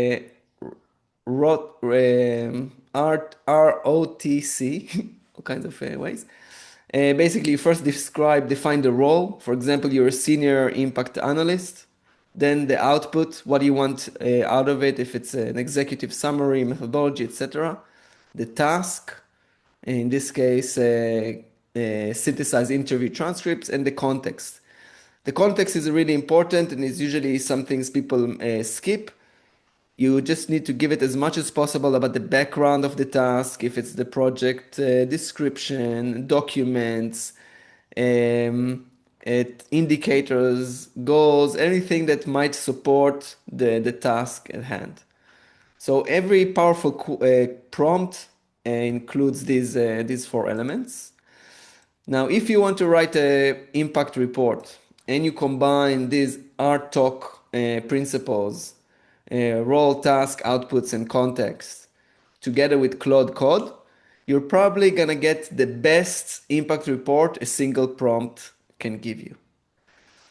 However, it still has many, many disadvantages.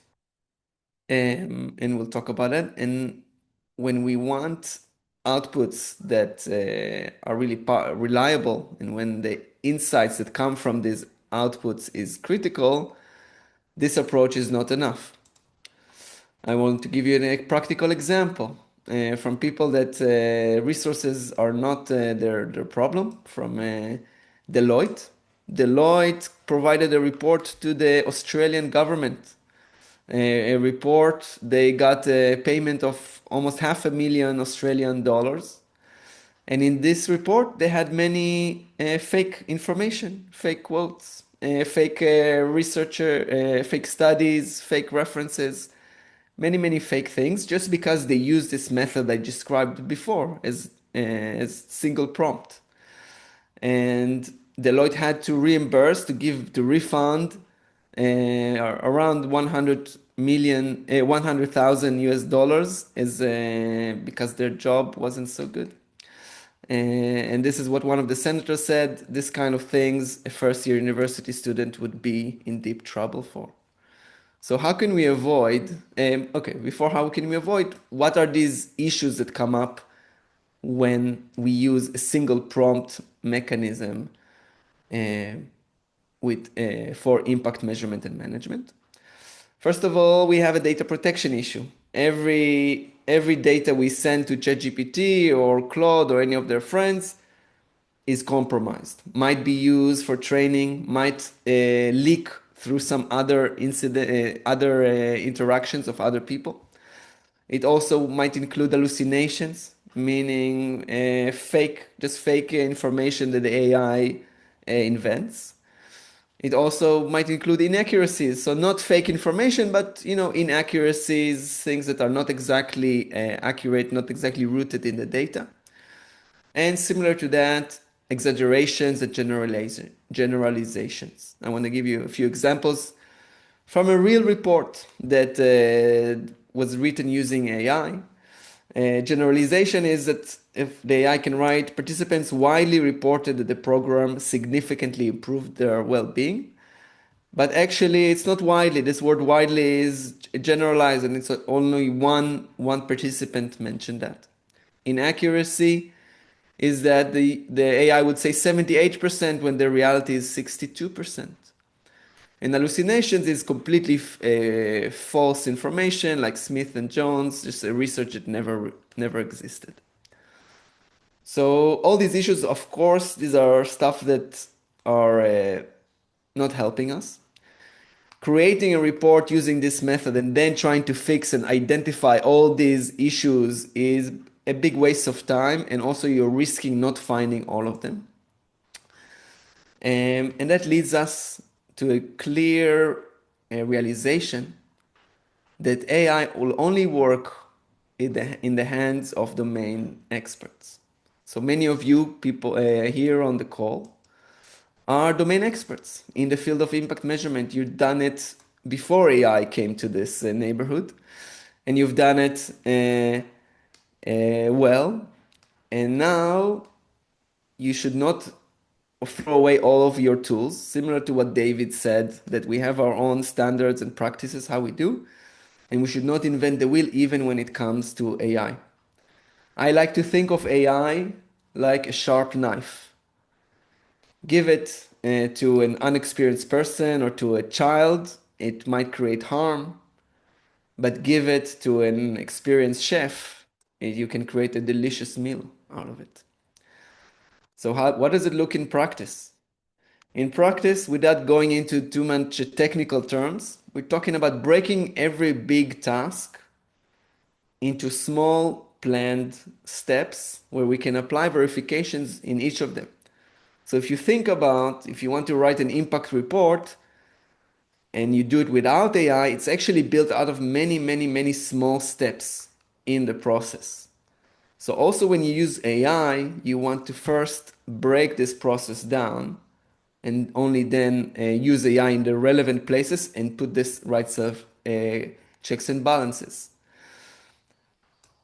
This is how it looks in practice for impact measurement and management. So you can think about IMM, impact measurement and management, as roughly 4 steps. It's the design of the process, the actual research data collection, the data analysis, and then the dissemination, writing the reports, etc.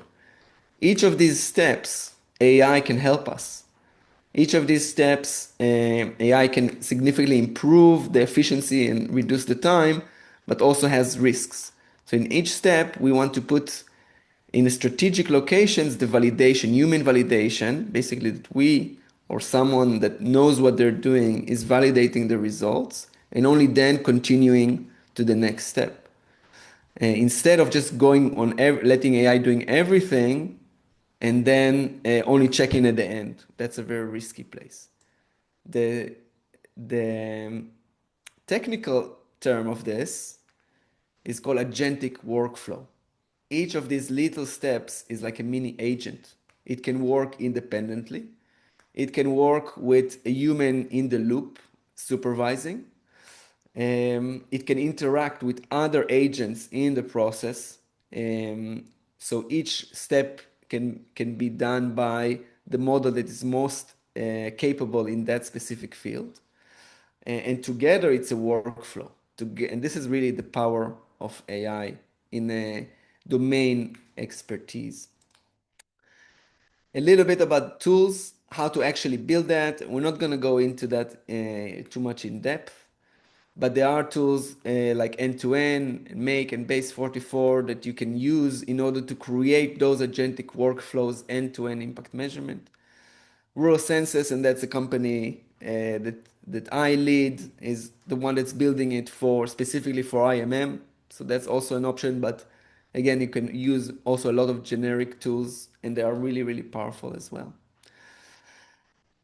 So to summarize, using AI for impact measurement is a powerful, but it will not replace the need to create a foundation to create a workflow with the right checks and balances. Using a single prompt is powerful, but also might not be reliable for our specific universe of impact measurement and management. Agentic workflows are the right way, and they offer a structured step-by-step process with verifications. And all of these tools are available for you, and you can build it yourself. You can start very small with 2 steps and create stuff that are very, very tailored to what you need for your own work. So really, the revolution is here, and it's just for us to come and grab it. And not tomorrow, the day after tomorrow, on Wednesday, we will present a practical case study showing how we do it in practice on a real evaluation project, and we'll show you step by step what we did, the results we got. So it's really worth waiting and coming to our session on Wednesday. And in the meantime, I'm very happy to expand on answer any questions, and thank you very much. Thank you, Eyal. And yeah, Wednesday will be very interesting to see live what you do and how you do it, etc. And you're right, the revolution is here. So we've got a couple questions for you.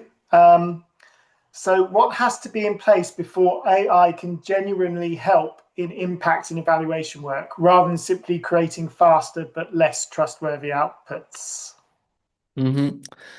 Yeah, so we really want to include the process first. So it can even be as simple as writing down on a piece of paper what are the steps of the task we want to create now, breaking it down to little pieces as much as possible. We can, of course, do even this process of breaking it down with an AI tool and asking them, let's break down this process first. It will already improve the results. And then for each of these steps to identify how critical it is, like if we create false information in that step, how risky it will be for the next steps. And then based on that, we decide how much verification, how much quality assurance we want to put in place for that step. Thank you. And in looking at those steps, putting in sort of verification as you go along. So, you can check the final output, but you mentioned earlier it's important to check as you go along and have different, verification steps as you go through. Could you give some sort of idea of what those verification steps or feedback loops might look like or might actually be in practice? Some examples. Yeah, definitely. I can give you a practical example of what we do. So one of the things in Rural Census is what we use a lot of qualitative information. And in the qualitative information, it's being analyzed using AI. But sometimes this data coming from a specific community or that has their own nuances in the language. So if you just let AI analyze the qualitative data on its own, it will often have all kinds of misinformation or It will miss some of the cultural references that people are making while they speak. And what we put in place is what we built in the platform ability for people that are local to the culture and to the language to review sample of the information and correct it if needed. And that way, quite fast, we can identify how accurate this entire analysis is. And if we're in a good place, they can just make small corrections and move on. But if we see there is a lot of inaccuracies, we really bring more involvement and more checks and balances before we move forward. And it's very important because, especially in the early steps of analysis, if you miss a little bit, it might become like a snowball at the end of and the report will not be really valuable. Right. Thank you. We're looking forward to Wednesday, and thanks very much. And big see you pleasure. soon. Thank you, Graham. Okay. Thank you. So once we understand why foundations matter, we can look more specifically at where current IMM workflows lose time and where bounded support can help. So we have now established that foundations matter. This session that we're moving on to now narrows in on a very practical question. Where does time actually disappear in current IMM work? And what kinds of efficiency gains are genuinely credible without lowering the standard? So I'm very pleased to hand back to Damien, our host for this session. So Damien is going to bring a practical workflow perspective on where inefficiencies sit in current IMM practice and how bounded AI support can reduce rework without weakening credibility. And I think it's a good segue from what Yao's just done in terms of thinking about what we would, in focus, would call the 12 steps. Absolutely. Thank you, Graham. And I'd just like to acknowledge, first of all, our three great previous speakers.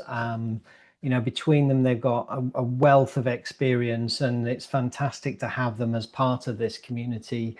The ambition is really an ecosystem where partners who have different expertise can support the evolution of this work, because it's, as we've all said, we're at the starting point of this journey collectively. And so, yeah, a little shout out to the three previous speakers. That was absolutely terrific. And if anybody wants to hit the heart button, etc., please go ahead and let's show our appreciation. That'd be fantastic. So yeah, my session now, it really builds on what Yao was just talking about. We want to make this a practical, so we're weaving in today both the theoretical, the big picture, where are we now currently with AI? What's the future kind of going to look like? Those are the sorts of topics we've covered. What I'm really looking forward to doing now is giving a bit more of a practical slant to this, but building on very much this idea that single prompting has its issues. But I want to also, each day we're going to give a mini experiment, let's say, where you're going to be able to take away and this evening have a go at it yourself. And I'm going to build on the same tool that David was talking about, because this isn't about introducing lots of new fancy tools to you. It's really about principle. It's really about, what do you really need to know and take away from this summit that you can kind of introduce into your own practice.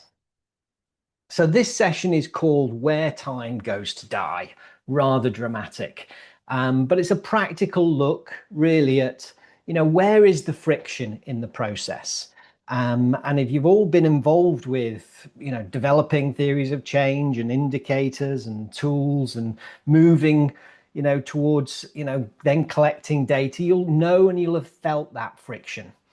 And what I want to highlight here is that it's more of a workflow problem. As Yao was saying, the friction happens between the handoff between these steps and stages. So we're not going to, this isn't a flashy tool demo, but I will use a tool here and give you an opportunity to go away and take it. And I think as you practice on this, and have a go overnight, it probably raised more questions for you than answered them. But that's the point of this, because that's where we're at right now. What are the questions that need to be asked? And we can bring back and explore some of those tomorrow. So let me go on to. So a lot of people assume that IMM is very time consuming, mainly because of the complexity of the work involved. And some of it we know is complex. But in practice, a surprising amount of time is actually lost in rereading materials, messy source materials, as we've talked about, pulling out themes manually, going through and look, I'm an evaluator. I enjoy, as much as the next evaluator can, looking for themes and coding, etc. But it takes time. It takes lots of, it's an iterative process. Refinding evidence and quotes and going back and checking. It's an iteration, but it's, we have limited scope in our minds to keep and remember all the things that we've been looking at. Rewriting first pass summaries and rebuilding outputs for different audiences, repurposing. How many times have people asked you, I'd like an executive summary for this, but I've got this particular audience, maybe you could do it this way. So there's a lot of time chewed up in these different areas and the handoff between these different steps. Now, Graham just referred to the framework that we use. It's called our 12 steps to impact measurement and management, but it's exactly along the lines as Yao just mentioned. The main chunks of work that are involved in our area are, first of all, defining what you want to measure, whether that's through a theory of change and getting the foundations in place in terms of, what is our ethical approach? I mean, we see that as, one of the foundational steps, and it's part of our rigor as an evaluator that you just do, as well as who's going to be involved, the participatory approaches. But defining all of that is a key piece. Then building your measurement system, whether that's indicator frameworks or tools and sampling, etc. Then going on and analyzing the data that you've collected, learning from it and reporting and using it to drive your performance and improvements. So the issue is rarely that these steps are wrong. The issue is that, work often moves badly across them. You may have a fantastic theory of change, but then it's quite challenging can be difficult to translate that into a set of indicators. And if one part of the moving vehicle breaks down, you're not moving from A to B at all anymore. So that's where much of the friction actually happens, and outputs kind of get stranded, if you like, or recreated or passed forward in very messy ways from steps 1 to 12 in this cycle. And this is a similar, I don't think this adds much to it, but yeah, define, measure, learn, communicate, and improve. Those are the 4 stages that Yao was also referencing. So where bounded AI tends to help much, AI is not equally useful everywhere. The really strong use cases are first pass synthesis of source materials. Like David was showing, you've got a whole body of work, multiple different research studies, for example, that you want to synthesize. It's great at digging into that because you can bound the sources to and lock to exactly those sources.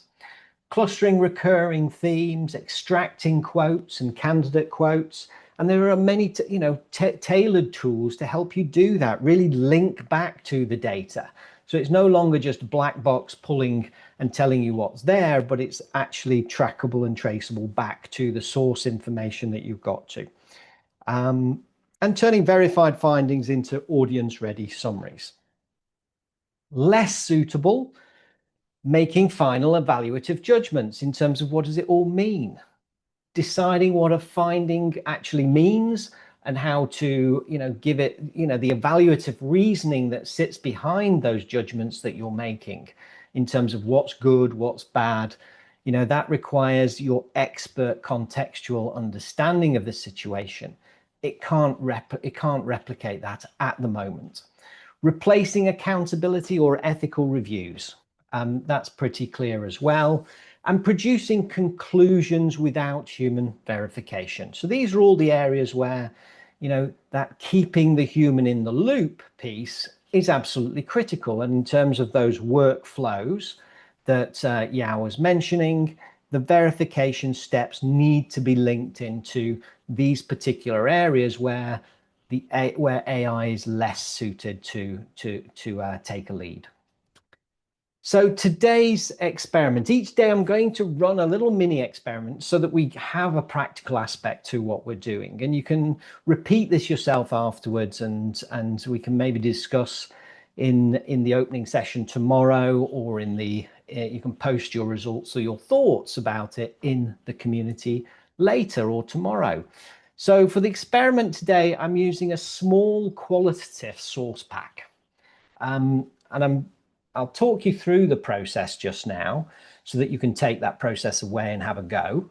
And I'm going to give you the pack that you can actually utilize, or you can use your own. You can use your own data and go away and have a play with this particular tool.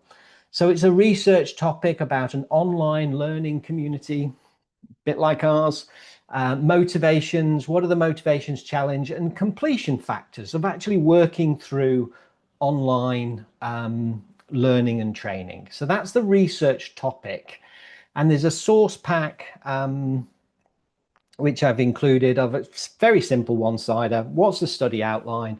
What are the demographics of the 4 interviewees that we're using? And this is all just made up data. Synthetic data that's been generated, so it can be used without concern, and some selected interview transcripts that have all just been generated. So the question that we're asking is, what factors influence course completion or drop-off rate? So what we've got there is a fixed source. We've got a very specific question that we're asking, and we've got this process and this idea of every output being verified. So this gives us a sort of realistic bounded task that we can work through. But I'm using this here because the question isn't really about this in terms of, can AI do this? We already know it can produce things. We know it can invent things if it can't. It wants to give you an answer. So if it can't find the answer from the source, it will often invent it. So the real question is whether the process is good enough to trust it. So this lets us see that clearly, basically, and that's why I want to sort of have this sort of practical use case, take it from the theoretical and have a go. And that's also the spirit of where generally most of us are at the moment. You're diving in, using a tool here, using a tool there, and having a go. And I think it's a fantastic way to learn right now about what are the boundaries of AI for yourself in practice. But I think the other important ingredient that is missing at the moment is bringing those stories, those experiences together.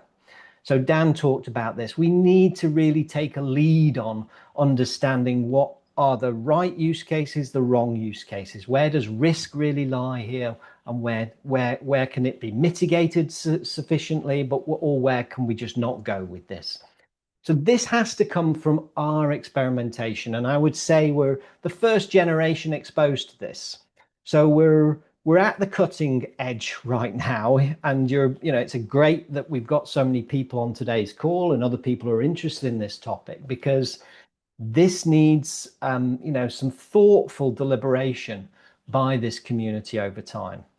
So that's where we are.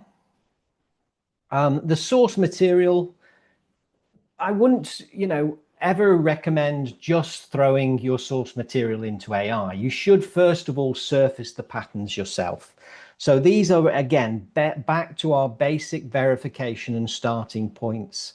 You might not have to read through every transcript, but you need to familiarize yourself with information and data. So even before using AI, we can already see some recurring issues in the material. These were the 4 things that stood out for me in terms of flexibility as being a major benefit. So I'm back to the study now that we're looking at in terms of this bounded use case of AI and online learning. You know, time pressures and competing responsibilities were another factor that that prevented completion of these courses. Practical relevance as a motivator and weak accountability makes drop-off easier.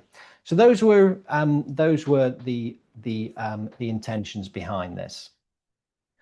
So I'm just going to talk you through what I'd like you to go away and do, and then I'll drop the source pack and you can use it. But first prompt is the first pass synthesis of the information. So what it asks for is identifying the main theme. So there's a clear instruction, first of all, using only the uploaded study outline and transcripts, identify the main themes related to course completion or drop-off. Giving it the required output format. So this is really, again, structuring a prompt in the way that it needs to be structured. So give us 5 to 7 themes, short explanation of each, participants supporting each theme, so tying back to the source data, and 1 quoted example per theme. And a constraint that we've introduced: don't infer beyond the source material. If evidence is thin or mixed, then say so. So this is a kind of controlled first pass, if you like, not a free-for-all. There's some boundaries put in place. And this is kind of the thing that I want you to sort of take away and have a go. So it's structured output, making human verification faster and more reliable. That's why you want to give it an output format. You want to give it a structure that you can relate back to, and you can read and you can verify. Now that first pass synthesis, and I'm going to run through this in a moment live, and I'm going to build on what David, the tool David was mentioning before, Notebook LM, as the tool, not because it's the only tool, it's just I don't want to confuse everybody with lots of different tools. So we'll stick with Notebook LM and we'll drop in the data into there, and I'll show you how to do that. You can get a free account. I mean, this is one of the incredible things about where we are at with AI. The cost of knowledge has come really crashing down. Some of these tools were a lot more expensive just 12 months ago, but now the entry level is free. So you can set up a Notebook LM account for free, just within sort of 2 or 3 minutes, and then drop this source data in. But it helps when you're clustering recurring ideas across a large source pack like the one I'm going to give you. Surfacing candidate quotes quickly, using a usable structure to react, and reducing blank page time. So these are the kind of where it's help. It's misleading because it can sometimes just flatten the nuance. You know, minority voices can suddenly disappear. Weak patterns are stated with strong confidence. Again, back to some of the examples that the previous speakers mentioned. Contradictory evidence is quietly being ignored. Well, we'll just take this piece and, you know, smooth that away. The output feels finished when it's not. That's what AI does tremendously well, is make something sound very, very convincing because it polishes the surface to it. But look beneath the surface and it could be very rickety indeed. So fluency is not the same thing as validity. And these are some of the things that I want you to hold in mind as you do this first pass synthesis. But then we've got a second prompt, and that's a verification pass. And that's because we want to be cautious, not to overclaim. So this second prompt is where you're starting to exercise more trustworthiness into the system. Yeah, so instead of treating the first answer as the result, we're asking for a critical review of that first result. And the way we're doing that, the second prompt asks things like to rate your confidence on it, to show supporting evidence behind it, to note any contradictions and gaps. So it's going back and it's critiquing itself now. and flag stuff up for human review. So bring that information, bring the discrepancies to me, back to me, so I can see them now. So you can see the weakness of the single prompt approach, but when you start to introduce verification passes in, you're starting to really see the true picture of what's actually happening before you. So there's 5 steps to verification, because you're probably getting it that the verification first piece is the critical element here. If you've got that happening and the various loops to verify what you're coming up with, everything strengthens along the way. So AI proposes something, the human inspects it, the evidence gets checked, the claims get adjusted, and you can have much more confidence then in terms of what you're communicating. So that's effectively what this, verification first process really looks like, and those kind of workflows that can accelerate those processes, can remove the friction in handing off between steps 1 to 12 of the cycle that we talked about, if you've got the verification points in place. If you don't, what will tend to happen is either you'll produce, kind of horror stories that we saw earlier in terms of results being presented to funders or donors or communities that just aren't true. And that's a serious dent in credibility, but it's also has real ramifications for communities. So, those are the consequences that we're really trying to avoid in this process. So AI moves the work forwards, humans decide what it means. And that's a critical part of this. So once verified, though, as we can see, AI can help communicate much more clearly. So once you've got something that you are much more confident about, and it's gone through those verification loops, finding summaries, creating slide-ready bullets, and lots of other creative ways, as was being mentioned by David, podcasting, it makes this data more accessible. Again, parts of the friction that are actually happening in the impact measurement and management process are all about getting to that end of the journey where we're making use of this data for learning purposes and really accelerating our ability to change direction, to improve the performance of what we're doing. But this is another key area of friction, just being able to make that data accessible to the audiences that need to make sense of it. It can be stuck in academic, tone of voice and style of presentation, or big lengthy tomes of documents that never really ever get read. So this is really also reducing the friction at this point, so that we can produce information that actually gets consumed, and not just consumed at the end of a program, but consumed during the course of the program. It's almost the holy grail of impact measurement and management, is real-time use of data.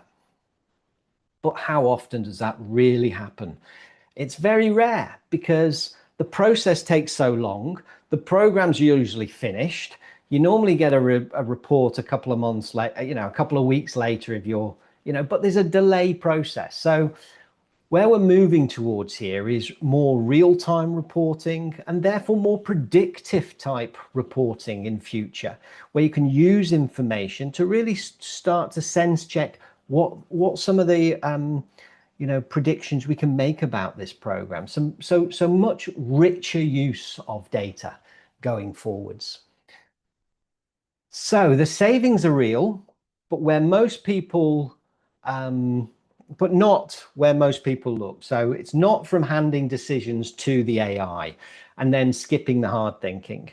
It's not denigrating, the process and handing it off to the AI to do. That's really skipping judgment. They really come from this faster pass synthesis, clearer structuring of steps, easier retrieval of information, and less writing and less reworking. However, If you don't include the verification, there will be more rewriting and more reworking because you'll find it's just a mess. And the other thing that generates mess is if the basics of your impact measurement and management processes are not in place. So none of the fundamentals that we've been taught as evaluators or program managers around understanding, what is your program intended to do, this theory of change, and being able to oversee and put in place those foundations, that's still needed. In fact, that's become even more important because if we accelerate and automate things without that, we create even greater mess.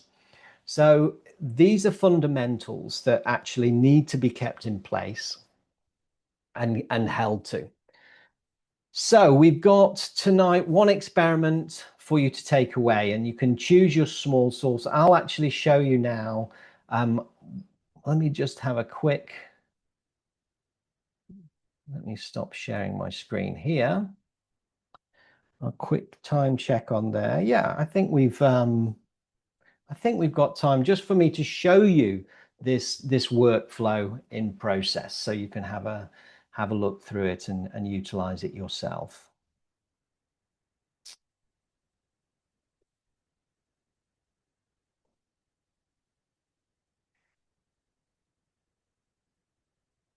Okay. Oh. Just one moment.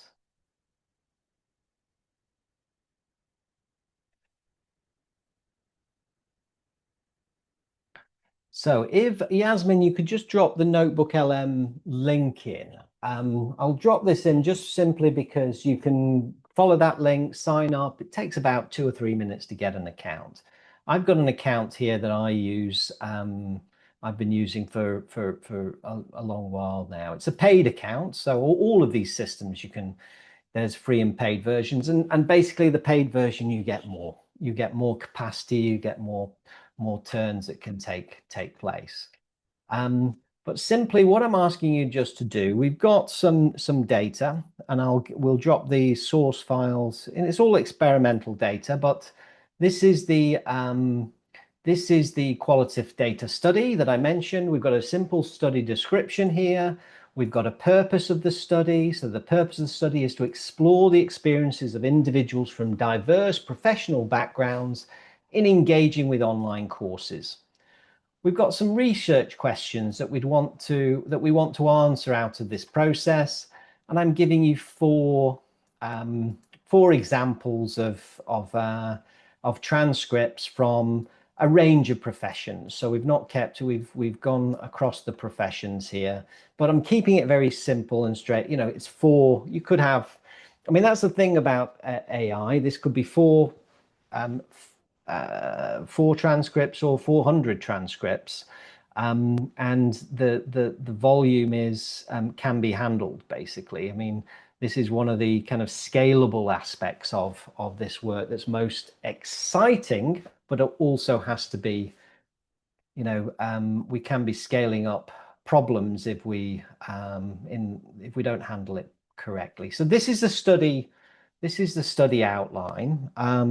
We've also got in there some simple interviews. So this is interview 1 with the professional. There's an interviewer and a participant. And so all we're going to do is grab this data, the study information, the participant data itself, and we will drop it in the files in here. Now, the challenge with doing things live is it's probably going to go wrong, all of this, but let's bear with it. But you can see we've dropped in that information, and the incredible thing about this is you can actually add, hundreds of sources into here. And what Notebook LM in this instance, and there are many, this is just one example of a large language model. But it does bound this data, it bounds its analysis directly to this information. Now, the other information, and we're not going to wait for the results for all of this, but the other information that I'm going to share with you is then some prompts. So we went through those 3 prompting stages. So we've got a prompt here for theme extraction. We've got a prompt here for verification pass.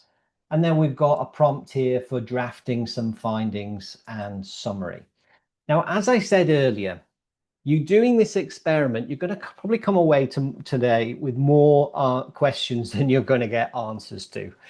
But it's important to take this spirit of kind of experimentation so you can see for yourself as a program manager, as an evaluator, as an M&E lead within your organization, what really happens when I do this? And you don't need to use this data. You could use any data, any meeting data that you've got that you want to do the same process with.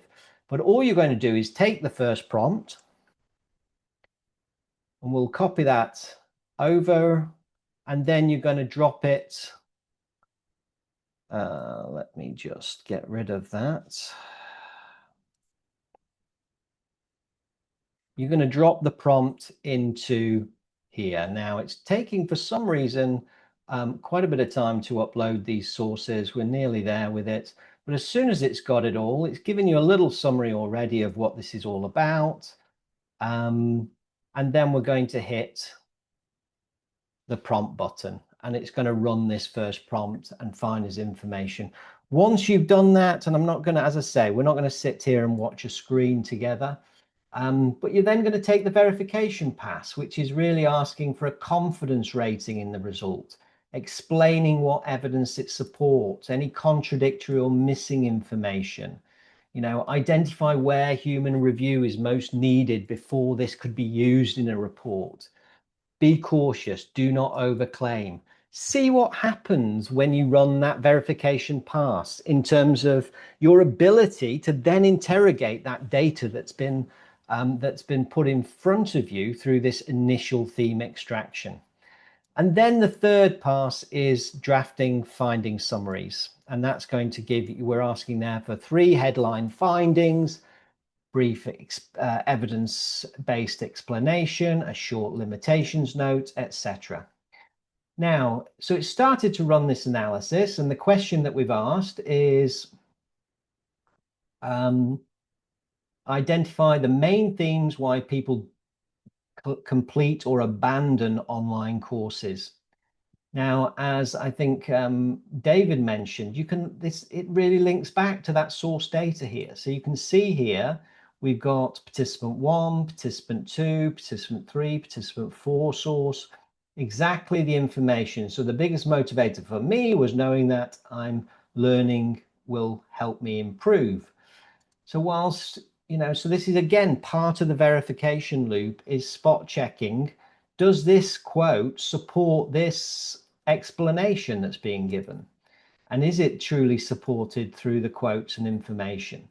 So it's synthesizing it quickly for you, and it's giving you the information in a format now that you can make sense of. So this is the first part of verification. Let me just run that second prompt for you, which then takes that initial run through, and let's do the verification pass. But this is multi-step prompting. This is checking what you're doing. Yao has set up an incredible system that actually does this, automates for you. It's a next level system.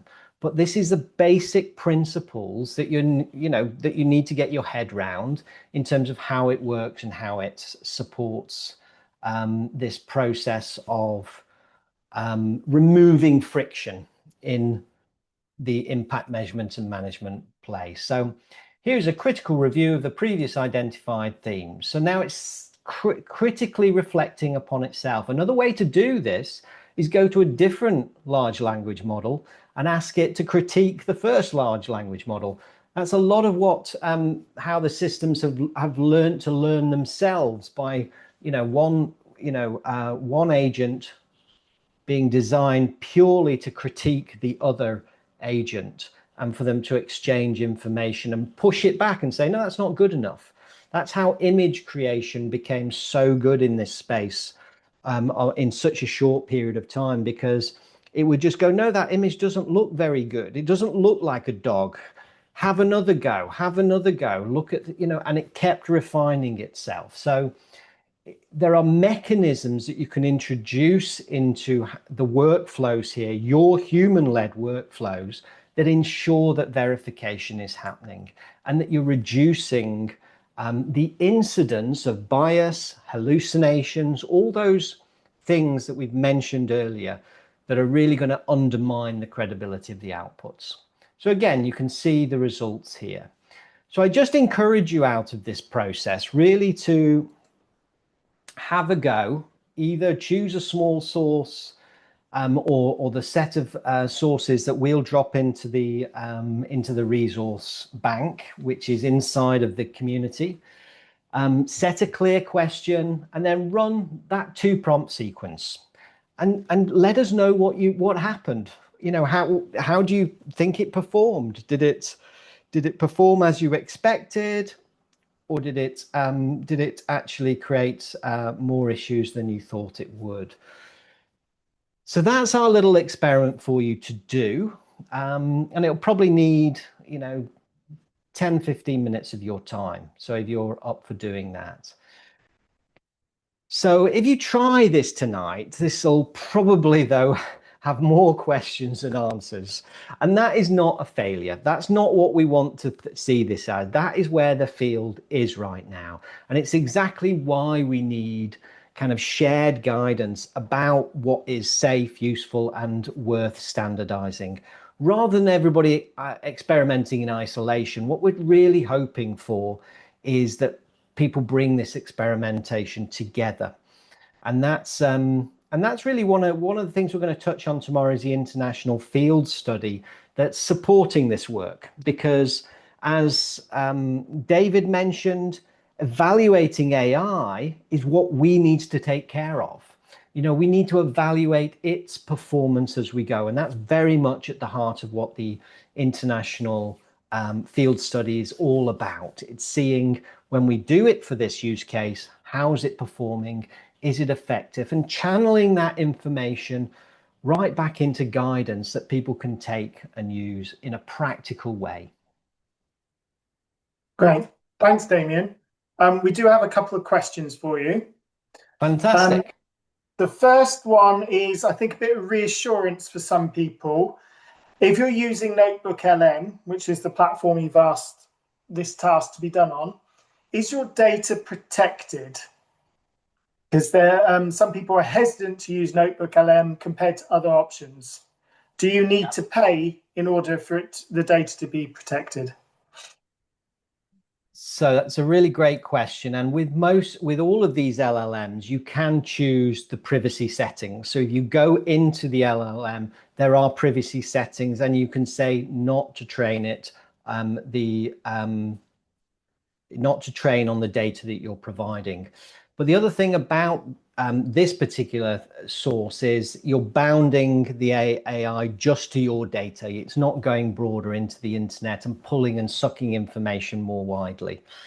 So that's just one use case. But yes, I think it's important that you check the privacy settings, and we are subject to, you know, believing that tech companies hold that data, you know, stand by those privacy guidelines. So as much as we can, from the point of view of be sure that anything that we're handing over is going to genuinely be kept private, there are settings that enable that privacy to be put in place. And that's certainly what I've put in place across all of our platform. And you can do that on the free versions as well. But it's important to look into those. And they're usually hidden somewhere because they do want you to train. They do want to train on your data. So you do need to dig them out and find them. But that's something that we can show you about. I can answer that more specifically in the lab itself and show you exactly, for example, ChatGPT, where are those privacy settings? Because that's probably the tool that most people are most using. I think that would be very useful. And we're providing resources, aren't we? So if you want to experiment, you can always use the resources that are being provided by through the resource centre. Yes, and there's lots of free resources out there. I mean, Dan, who has got and Cast have got some incredible free resources around general AI usage, and we're going to post those into the community, because I've been through many of those courses myself, and they're fantastic to get a first understanding, a solid understanding of AI, where it is right now. But yes, we're going to post as these questions emerge, we'll answer them. Basically, we'll give you an answer to them, whether it's a short video or a quick overview of where to find a resource that can help you.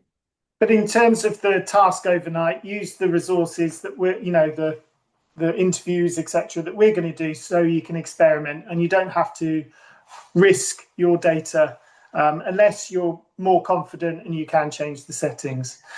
And of course, anonymizing data before you put into, if this was real data, you'd be looking to remove all personal identifiers.